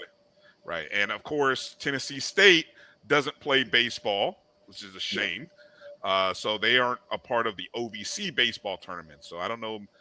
That's something you folks, they do have a good alumni base. Tennessee State has a very strong history in baseball, but unfortunately, no team right now. Maybe that will change. Let's do this, Drew. Let's take a break, come back. We'll either have Coach Hernandez with us or we'll continue breaking down just a few other interesting tidbits from the SWAC baseball tournament. I did some looking at Massey ratings, Drew, because I had to go there.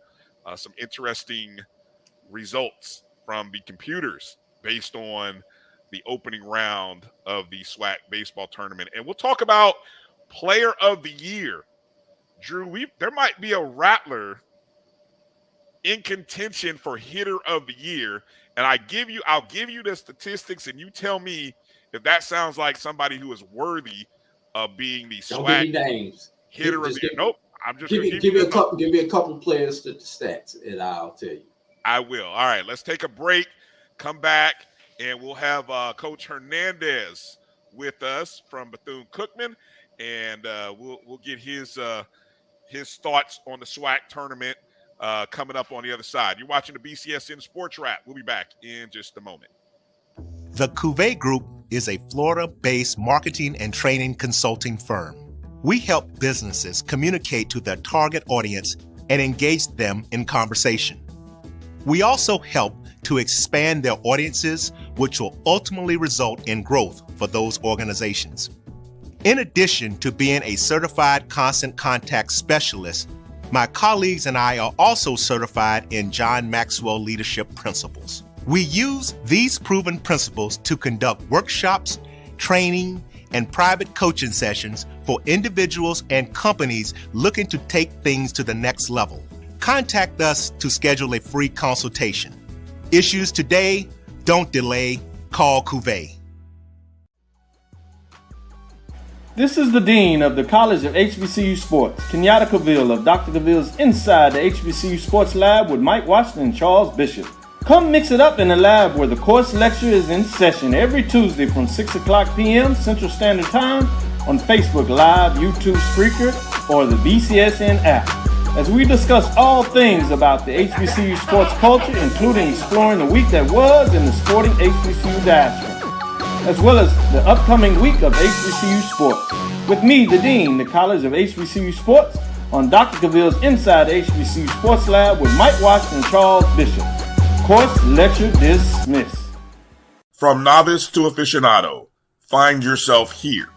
High quality cigars plus personal customer service. Slow Burn is Waco's only mobile cigar lounge, featuring a meticulous, curated collection of premium cigars. Visit our website, www.slowburnwaco.com. That's www.slowburnwaco.com.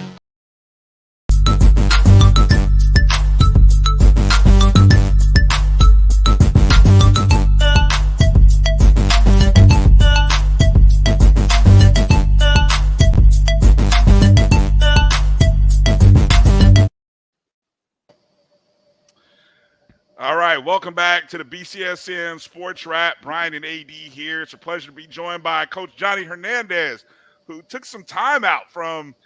Coach, you look like you got some sun. You look like you got a little sun on you. You're ready to go. How you doing tonight, Coach? Thanks for taking some time out to join us. I'm doing good. You know, anytime that us as coaches can take some time to spend time with the family, as hectic as the whole year is, you obviously got to do it. Especially when you're leading up to leave to Atlanta, you know, tomorrow with the guys for the SWAC tournament. So had to get my last, I guess, day off with the family in. If not, you know, I was going to be in trouble at home. So I can't afford that. Well, hey, we appreciate your family for allowing you to take a few moments away from that quality time to join us.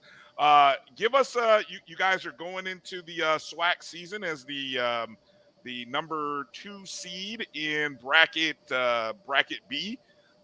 Just share your thoughts on this season and where your team is at going into the tournament. I think overall we had a pretty good season. You know, if you look at overall, we finished the year over 500 with 29 wins on the year, and I believe 25 losses. And I think that's one of the goals that we set out at the beginning of the year. And again, I mean, we improved from where we were last year, especially in the SWAC conference. I think we went 19-11 last year, and we were the 3 seed. Going into, you know, the tournament, we have 20 SWAC wins. We're the number 2 seed, so we improved there. Just overall, we improved in everything that we wanted to do. It seems like every weekend in the East, it's a dogfight. You know, whether you're playing against Alabama State, FAMU, Jackson State, and even how tough Valley and Alabama A&M were this year. Not to take anything away from the West, but I can only speak above the experiences that we had. And it was a dogfight, very competitive on our side, and we're just looking forward to match up with the other teams and, you know, make a run at the SWAC championship. We you know, my own personal thought, I think it's sort of a disappointment that the East and West don't get a chance to play each other. But going into this tournament, where unless you played somebody earlier in February, you're going in sort of blind for at least the opening game. How do you feel or maybe what about playing those opponents in the East that you mentioned? What is it that about playing those opponents that kind of gives you a good feeling going into, or at least prepared you for this first contest against Southern? I think just the overall grind that it took, to play the conference season with teams like I mentioned, Alabama State, who's receiving national, attention with their votes in the top 25. You got a team that, anytime you get Bethune-Cookman and FAMU, whether, you're playing basketball, football, shoot, you might have two guys play checkers. They're going to go at it, right? Nobody wants to lose. And even as tough as Jackson State, I mean, they are a 4 seed, but I mean, again, it's just speaks volume of how competitive the SWAC East is. Now, when you're looking at playing an opponent that you haven't seen all year, you just got to revert back to your training and your ability to know what your team can do and can't do. And at the end of the day, it's one game and you play the full 9 innings. Again, you control what you can. You trust that, you have a guy on the mound who's going to do, very good for you. You play clean defense and you have timely hitting and you stay within the moment. You can't let any moment get too big, but you also can't let any moment get too low. But again, I mean, we trust in our guys and our ability to coach our guys up and what we may be able to do. And every situation that's put in through our season has led up to now this one game against Southern on Wednesday at 12 o'clock. Go ahead, Drew. All right, Coach. It's tournament time. And for those out there who have never been a part of a conference tournament, it's a different animal than regular season. So you arrive in Atlanta tomorrow. What changes as far as your schedule and your daily routine once you get to a tournament? And what things still remain constant once you get there to compare to just a regular road trip? I think one of the things I learned from last year, and last year was our first time in the SWAC tournament and the first time that we were in a conference tournament with me at the head coach here at Bethune, every Sunday we decided to hit in the cages to get us ready for what the SWAC tournament was going to be because, as you know, once you get there, you don't have, your full access to infield, outfield, and hit BP on the field, your daily routine that you go through during the course of the year. So I think we put that in our guys, every Sunday we're going to hit in the cage. So it wouldn't be something new, for them. I think you set it up with pitching. I think we've done a pretty good job, recruiting pitching depth. I'm a big believer that you're never going to slug your way to a championship. It comes down to pitching and defense. So again, I think that there's just things that have happened throughout the course of the year, whether it's been good or bad, that has all led us to this point now in the season where it's just play baseball, take it one game at a time. Don't worry about Sunday. You got to worry about Wednesday and focus on the task that's at hand in front of you. Whoever the opponent is, it doesn't matter. Just you got to pitch well, you got to play clean defense, and you got to have timely hitting all the way around. And you bring up pitching. Obviously, in order to get through a tournament where you have to win minimum of 4 games, and if you wind up dropping a game in there, then that increases the games you have to win. 5, 6, maybe up to 7 games to get back to that ultimate goal. Talk about bullpen because pitching is key when it comes to tournament.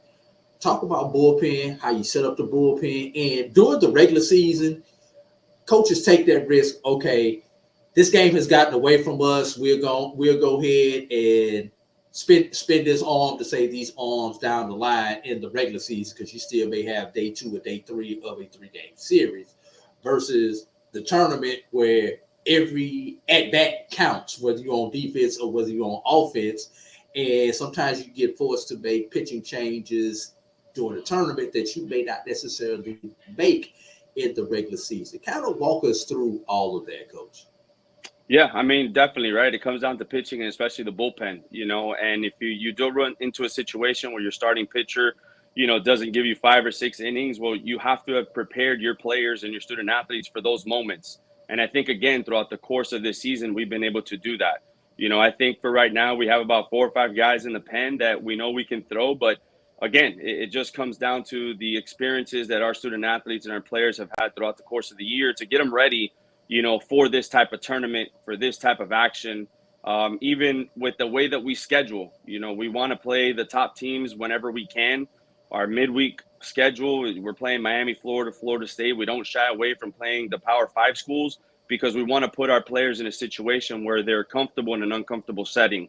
And that's going to tell us who we can depend on and who we can. And, you know, I think for us going into the tournament, the 12 or 13 arms that we have, we can definitely depend on them in any situation. Starter role, you know, long relief, back end type guy to shut the door down. And we feel confident in our guys to get the job done.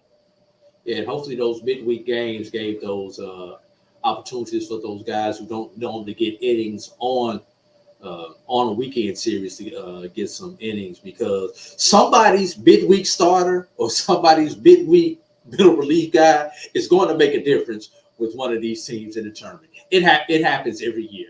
I've seen enough of these tournaments to know that. Go ahead, Bryan. While we're talking about pitching, I got to come to your guy, Nolan Santos. I was just looking up the current numbers. So far, I guess the end of the regular season, number 2 overall in the nation, all of Division I in terms of strikeouts, with 124.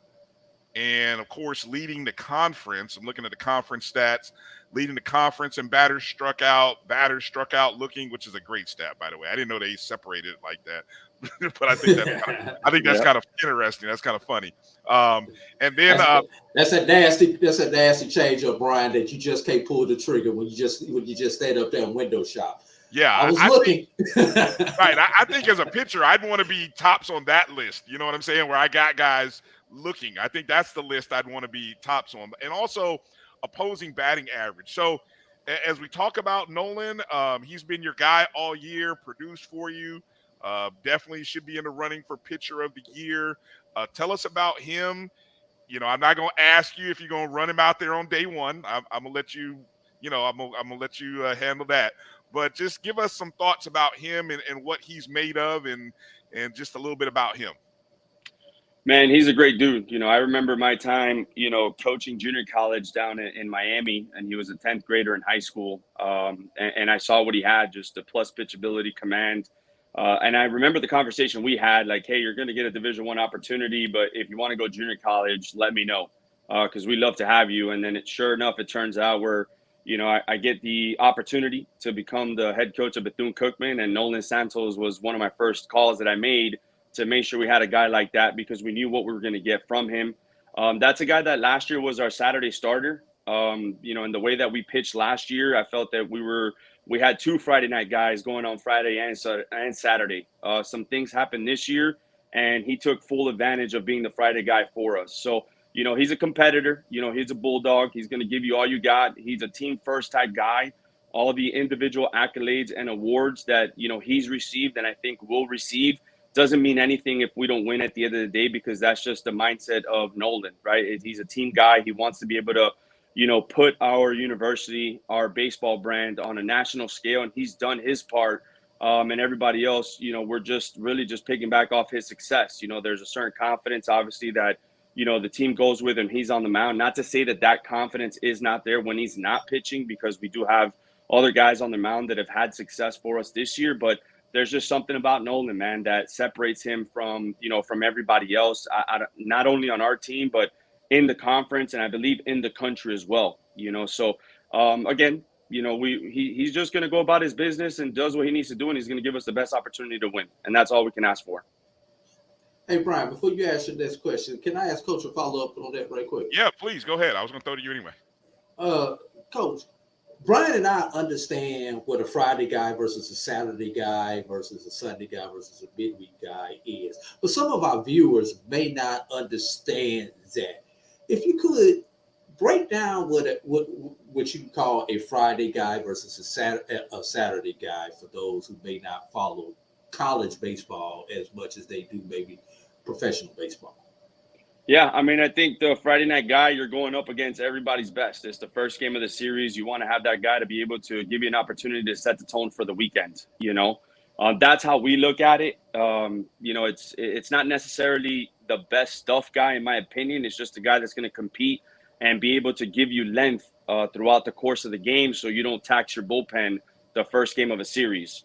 Now, for us, our Saturday guy, we have to put that person in play to give us an opportunity to not only possibly win the series or have an opportunity to tie a series.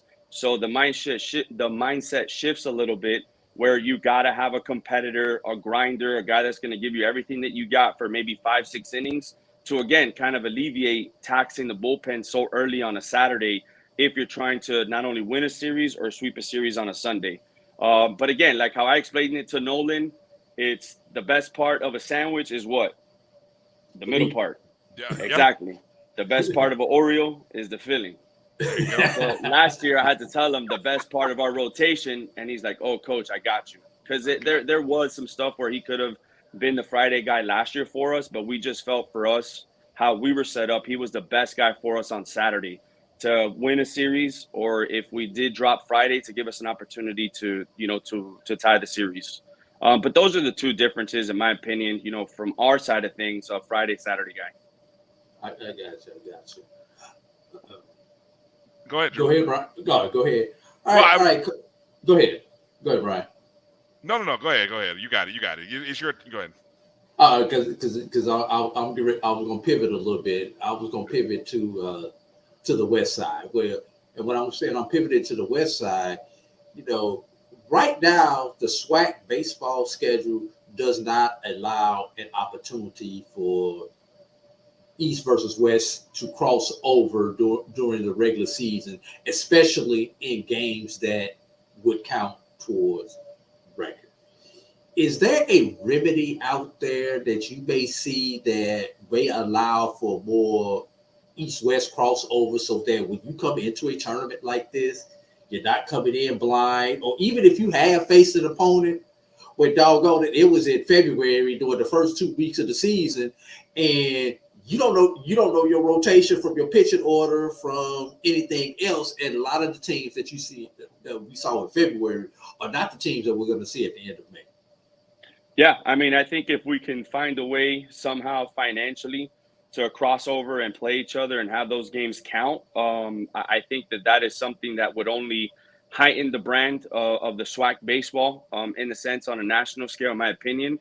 I think that, you can find ways doing that. It's just coming together and formulating a plan where it's not going to be, I guess, a financial burden to institutions, to do that. I think that's the biggest thing. I think that if there was a situation, maybe it's something where all the East teams play against each other one time and you cross over one time to the West, where each, at least one team does not go to Florida twice, or a Florida team doesn't go to Texas twice. Because I believe in every other sport, they do have some sort of cross-divisional games that do count for SWAC conference standings. But that's conversations, that'll be with the coaches. Then it has to be taken up to vote. Then it goes up to the ADs and the presidents and the chancellors.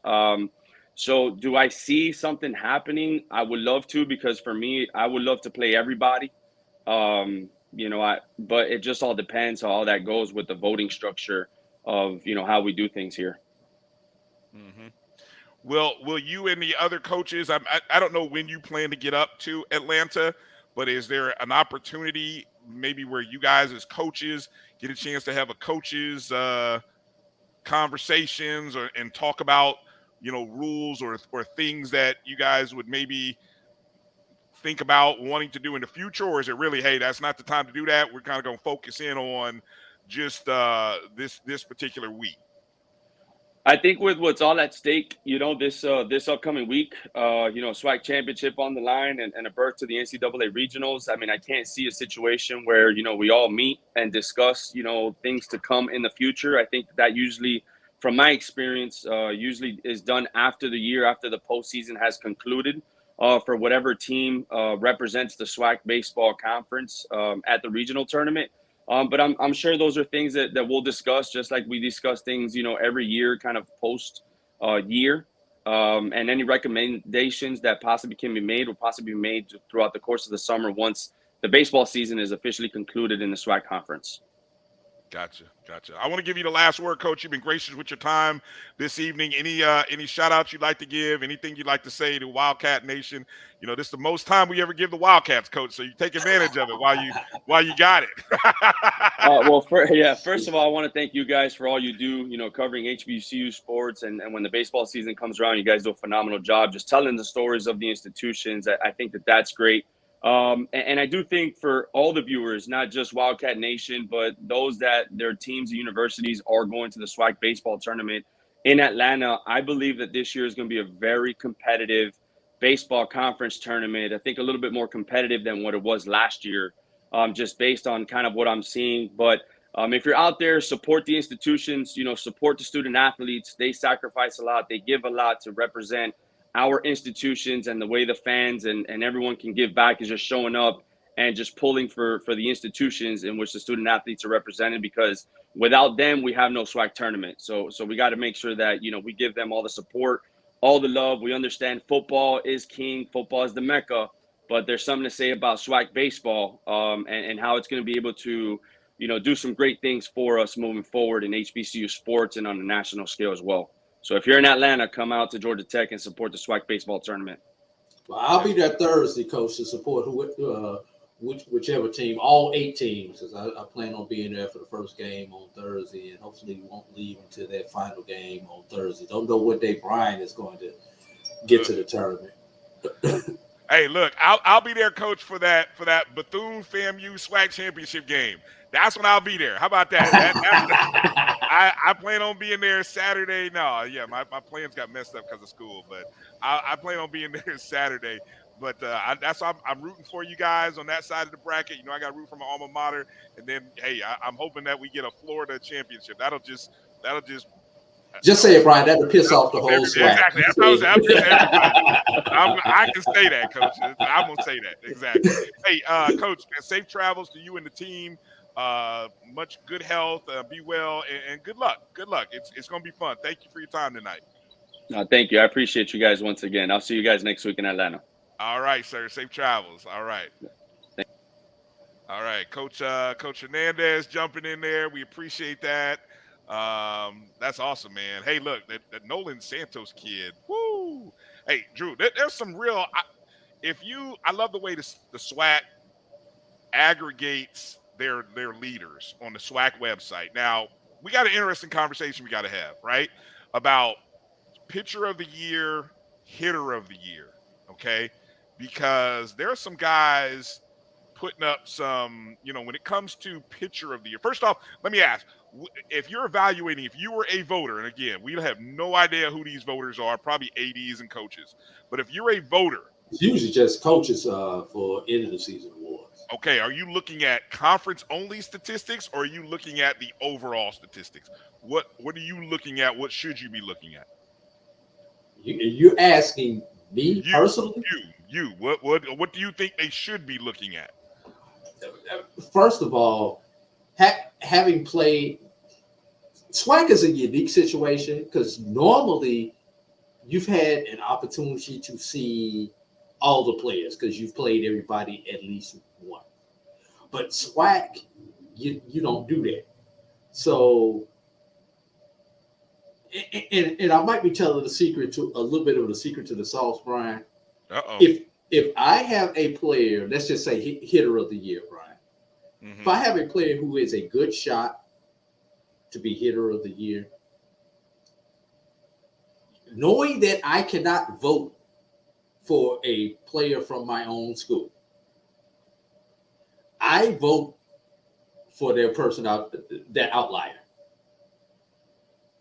Okay. Hoping that everyone else votes for my player. Because if I vote for the number 2 person, if I think my player is number 1, or I vote for if I vote for that next person up, my vote may be the vote that pushes that person over the top and beats my player. And there are plenty of coaches and administrators who face that dilemma. Mm-hmm. Now, if I don't have a player who has a dog in the fight for, say, pitcher of the year or hitter of the year, then, I'm looking at the numbers. I'm looking at, first of all, I'm thinking about what that player did to us when they faced us. Right. No, because I know how good my team is or how bad my team is, depending on what year it is. So how did they do against us? No, that's number 1. Then how did they do against the best team in the conference and or the division? Then I may go and look at their overall conference numbers. And if I still need something to separate that player from another player, then I may look at overall numbers, conference and non-conference. But that would be the order that I would look at numbers, Ryan. Okay, so with that said, what stats are you looking at? Because as I look through the pitching, for which one, pitcher or hitter? We're still on pitching. Earned run average, opposing batting average, batters struck out looking, wins, losses. I'm a little bit of a different stat type person, Brian. Okay. I'm looking for. First of all, I'm looking at earned runs. Okay. I'm also looking at earned runs versus total runs. Why am I looking at that? How good is that person's defense? If there's not that much disparity between earned runs and total runs, then you know that player has a good defense behind them. Also, hits and walks. Not necessarily batting average, but what's their on-base percentage against them? That's hits, that's walks, that's HBPs, hit by pitches. How many batters are getting on base? Then I'm going to look a little bit further. How many compared the number of batters getting on base compared to runs scored? They let them get on base, but they pitch it out of the jam. That's a bonus for me. I look at things like that. Then you go to your opponent's batting average, your whip, there's walks versus innings pitch. There are a number of statistics for a pitcher that you can look at. So for earned run, I'm trying to recall some of those things that you mentioned. Earned run average. Here's some names that are kind of interesting in the mix. We mentioned. Give me the numbers. Don't give me the names. How about that? Well, okay. There's a couple different guys, but I don't know how to do it that way because it's so. Look, this is what I'm saying. Pitching, the pitcher of the year, unlike last year where you had the young man from Grambling who was kind of set apart from everybody else. Yes. I think you got 2 or 3 candidates this year, which will make it kind of interesting to see what they value, which is why I kind of asked you the way I asked you. Because, for example, we all know Nolan Santos leads the league in strikeouts, nationally leads the country, second in the country in strikeouts. He has the third best opposing batting average, 214 in the SWAC, right? Mm-hmm. But in terms of wins, he hasn't collected the most wins yet. He's not in the top 10. Okay. So what about his walks?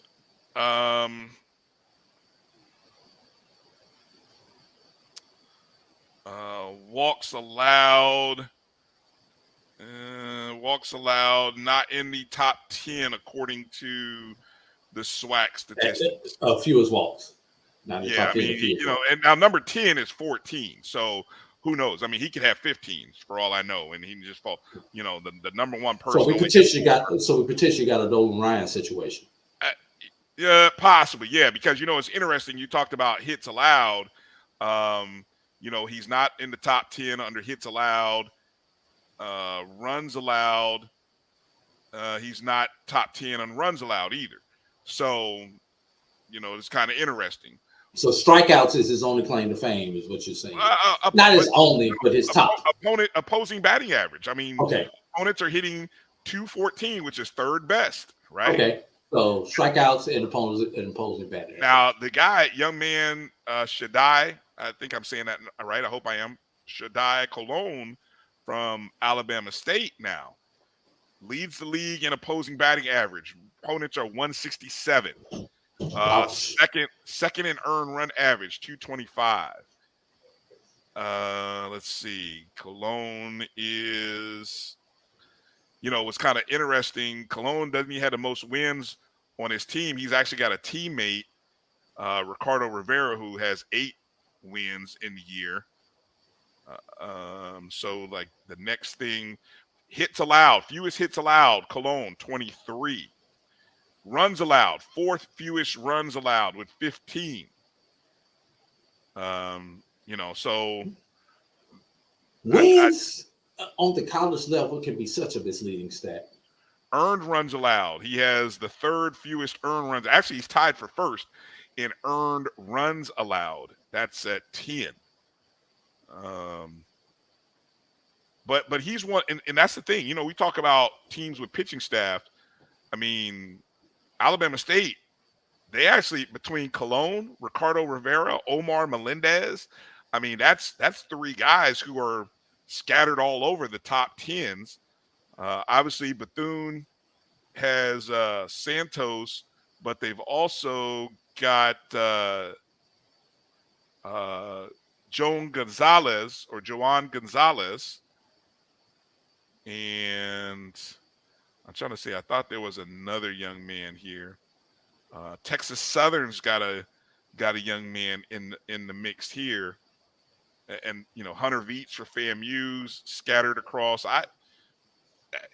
That's why I said, Drew. It unlike what I'm about to tell you in hitting,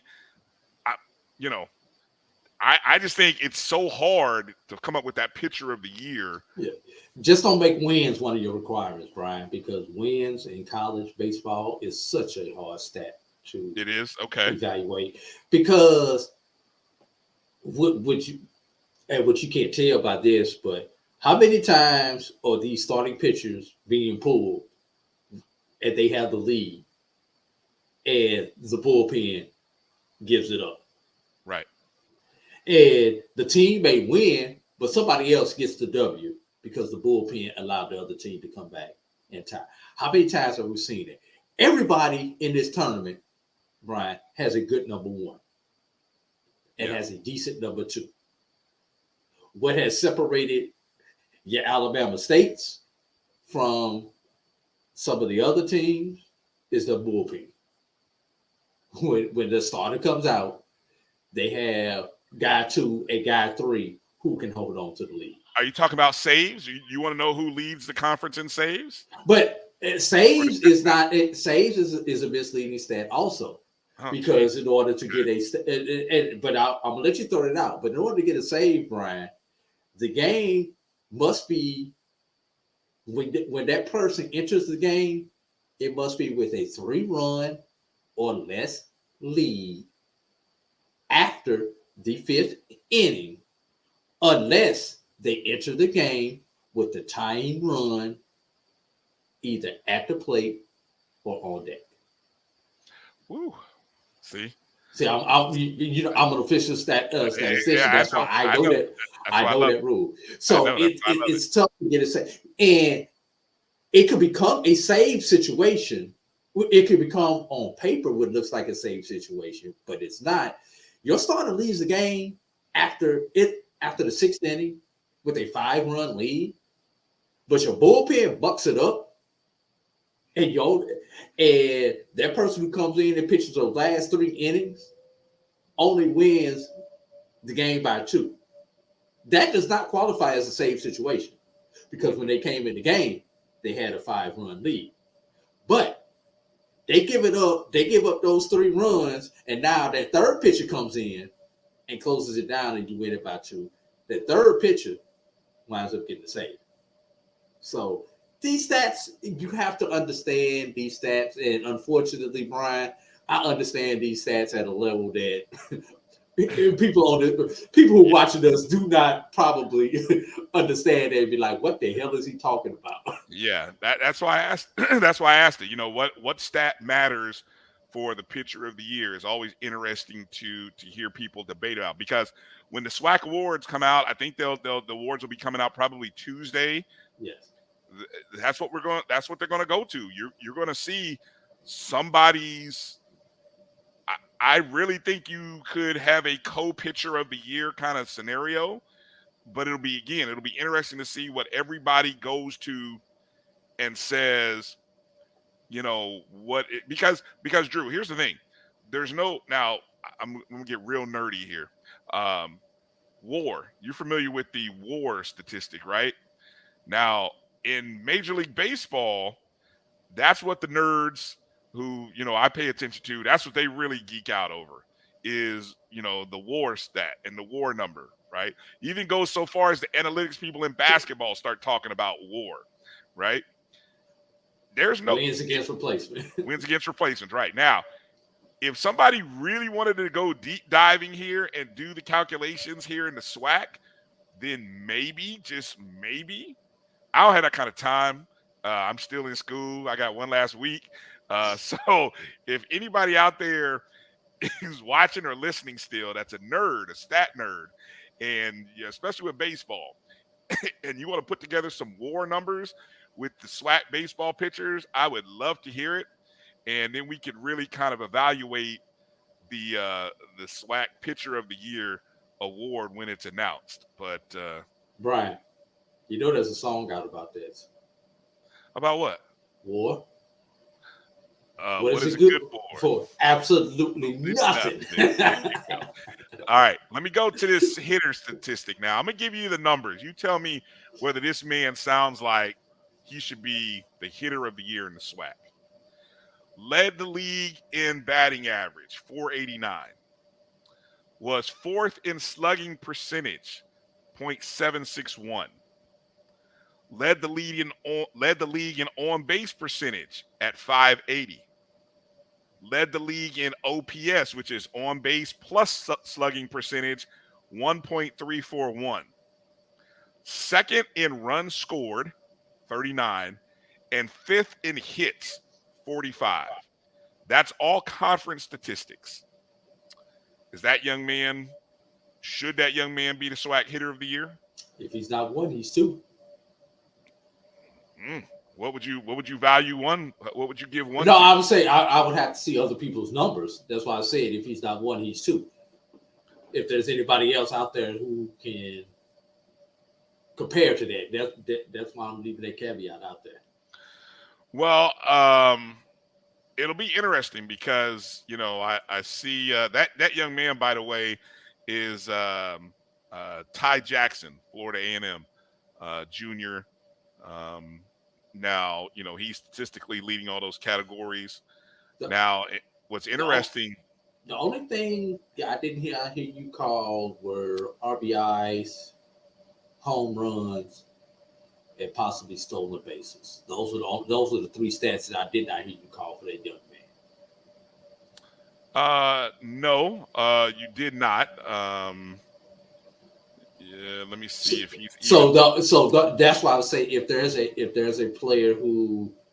Yeah, maybe the home run at the top of the lineup, though. Right. That's what I say. If there's a 3 or 4 hole hitter who may have a breakout RBI / home run with a decent slugging percentage, that would be something that would be comparable, in my opinion. Well, he does have a teammate who led the conference in. Was second in the conference in home runs and first in terms of, I think, RBIs. No, fourth in RBIs. What was the batting average? For who? The person that you talked about, the home run RBI person. Was it above 3? I don't know.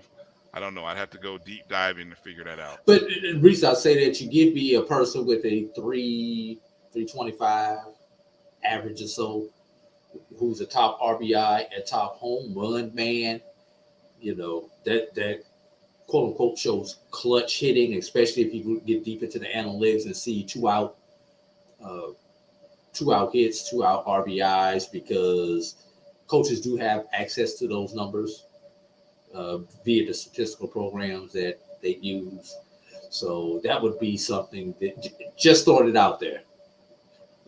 There's someone who could possibly challenge the first. Yeah, that's interesting. Now, again, I said that, gave you those numbers based on within within the conference. You know, when you start going and looking at overall statistics, you know, it gets a little bit different in the SWAC. Um, you know, and overall, Dalen Adderley of Texas Southern led the league in hitting. Here's what's interesting. Like overall, now this is these non-conference games factored in, right? Adderley of Texas Southern led the league 429. When you look at all the statistics in hitting, right? Mm-hmm. That young man, Ty Jackson, was third, 394. But okay, Texas Southern's February schedule and early March schedule. Mm-hmm. Go ahead, say it. It was against weaker opponents. Yeah. It was against a lot of NAIAs and NCC. That's the extra C, y'all. AA program versus Florida A&M, who I know played some ACC, SEC type teams in their non-conference. Yeah. So opponents matter to me. Well, it'll be interesting to see. It'll be interesting to see. All right, let's reset one last time what the schedule is for Wednesday, and then we can pick up and get out of here. If you got we still haven't done the top 5 for baseball. We did softball. Yes.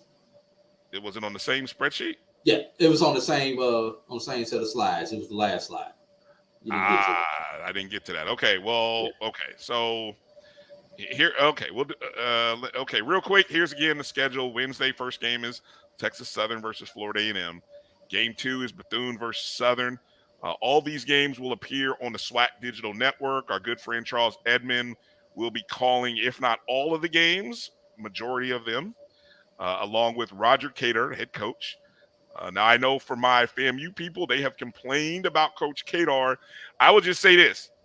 If you are, let me see, a Bethune-Cookman fan, I'm telling you now, expect a lot of homer talk from Coach Kadar because he's a Southern legend. Okay, so I know a lot of people from FAM complained about that last year when FAM played Southern, and I just had to explain to him. I said he's a legend, but outside of calling the Southern games, Coach Kadar was great. Nowhere you're going to gain more knowledge about what's going on the diamond than from Coach Kadar. Exactly. So true. So true. Okay, so sorry, here we go. Let me try to find that last slide then, because I didn't think it was there. Oh, but it is there. All right, here we go. No, next one. There we go. Okay, there we go. All right. So this is Division I, our top 5. Okay, this is the top 5. End of the regular season.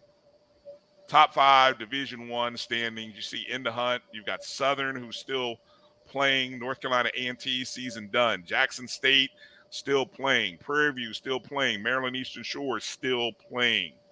Number 5 is Texas Southern, staying put right where they were a week ago. Number 4 is Florida A&M, also right where they were a week ago. Number 3 is Grambling State, the SWAC West Division champs. Number 2 is Bethune-Cookman, the second best in the SWAC East Division. And then number 1 for the umpteenth consecutive week is the Alabama State Hornets, 39-16. Number 1 seed, winners of the SWAC East. Anything you want to add or comment on, Drew? Brian, I'm going to have to go back and look. I think both ASU, that's Albany State, and Alabama State, may be wire-to-wire champions for us. Yeah, in terms of, unfettered. I thought maybe Bethune might have been number 1 for a week. I would say I'm gonna have to go back and look and see. I think it would have been between either them and Grambling. Might have been number 1 for a week. Yeah. I know FAM got close. No, you know what? FAMU was number 1 for a week. I remember that. Yeah, go back and look at that. It'll be interesting. But I feel like Alabama State has been there, especially over the last month. Yes. I think they've been there. All right, Drew. Final thoughts as we put a pin in this episode and center our thoughts as we get ready for the SWAC baseball tournament in Atlanta, Georgia. Please go attend. Again, can't stress how big this is. Go ahead, Drew. I'm sorry. No, definitely. I'm definitely looking forward to making the road trip back to Atlanta for the second weekend in a row. Check out some HBCU baseball, SWAC style. That I've never been to that particular stadium. Don't even know where it's even located at on the campus of Georgia Tech. I think the baseball facility is the only facility I've never been to. I've been to the softball facility. I've been to the basketball arena. I've been to the football stadium. I've never been to the baseball stadium. They have great signage at Georgia Tech. I will tell you that because one day I got lost in there and it was easy to find my way out. You just got to make sure you stop at stop signs and don't run over any college students. Yeah. And Brian, we're going to have to figure out if we're going to both be in Atlanta for the championship game. What we're going to do our show from on Sunday next week. I think we ought to do it before the championship game on Sunday. Literally. A matinee. A matinee show, and then maybe just re-air it later that night for anybody who missed it. Yeah. Or maybe we come back with a 15-minute wrap-up and then air the rest of the show. Something. But something. Ah, but again, I won't be up there until Saturday, though, unfortunately. No arguments from me. But so we may have something special for you guys. And matter of fact, Brian, we'll have Dr. Cavill up there with us. I know he's going to be at the SWAC tournament. Maybe Charles Bishop is talking about being there. So we just may bring you we don't know whose show moniker we're going to title it under, but it'll be a BCSN production. There you go. That's the best way to go. Yeah. All right. Again, got to thank Coach Kenneth Blakeney for joining us earlier. If you missed the first hour, great conversation with Howard men's basketball coach. Awesome stuff. And then clip that and put that out as a separate. I'll make sure to work on that. And then, of course, in the second hour, we had Coach Johnny Hernandez of Bethune-Cookman baseball joining us as his team gets ready to take on Southern University in the SWAC tournament. That's this weekend, Wednesday through Sunday, excuse me. Sunday's my sister's birthday, so that's another challenge for me on Sunday, Drew. That's why you want to get that out the way early. Well, yeah, and I'm hoping the game is early too. So it's usually like 2:00. That's great. Sooner the better. Sooner the better, just in case there's like dinner. And there's no if game, Brian. It's winner take all. Amen. Amen to that. Amen to that. The games will be on the SWAC Digital Network up until the last game, which I think is on the SWAC or on ESPN, probably. Yes. So the last year they wound up cutting it off because it was all 14 innings.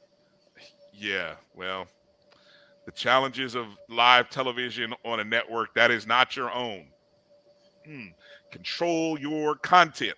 Anyway, we look forward to seeing the postseason awards will be on Tuesday, so we'll see all that stuff come out. But most importantly, SWAC Nation, show up. This is a big opportunity. The city of Atlanta wanted this tournament, so let them see the best of SWAC baseball and SWAC baseball fans this upcoming week. As you heard from Coach Hernandez, should be a good field.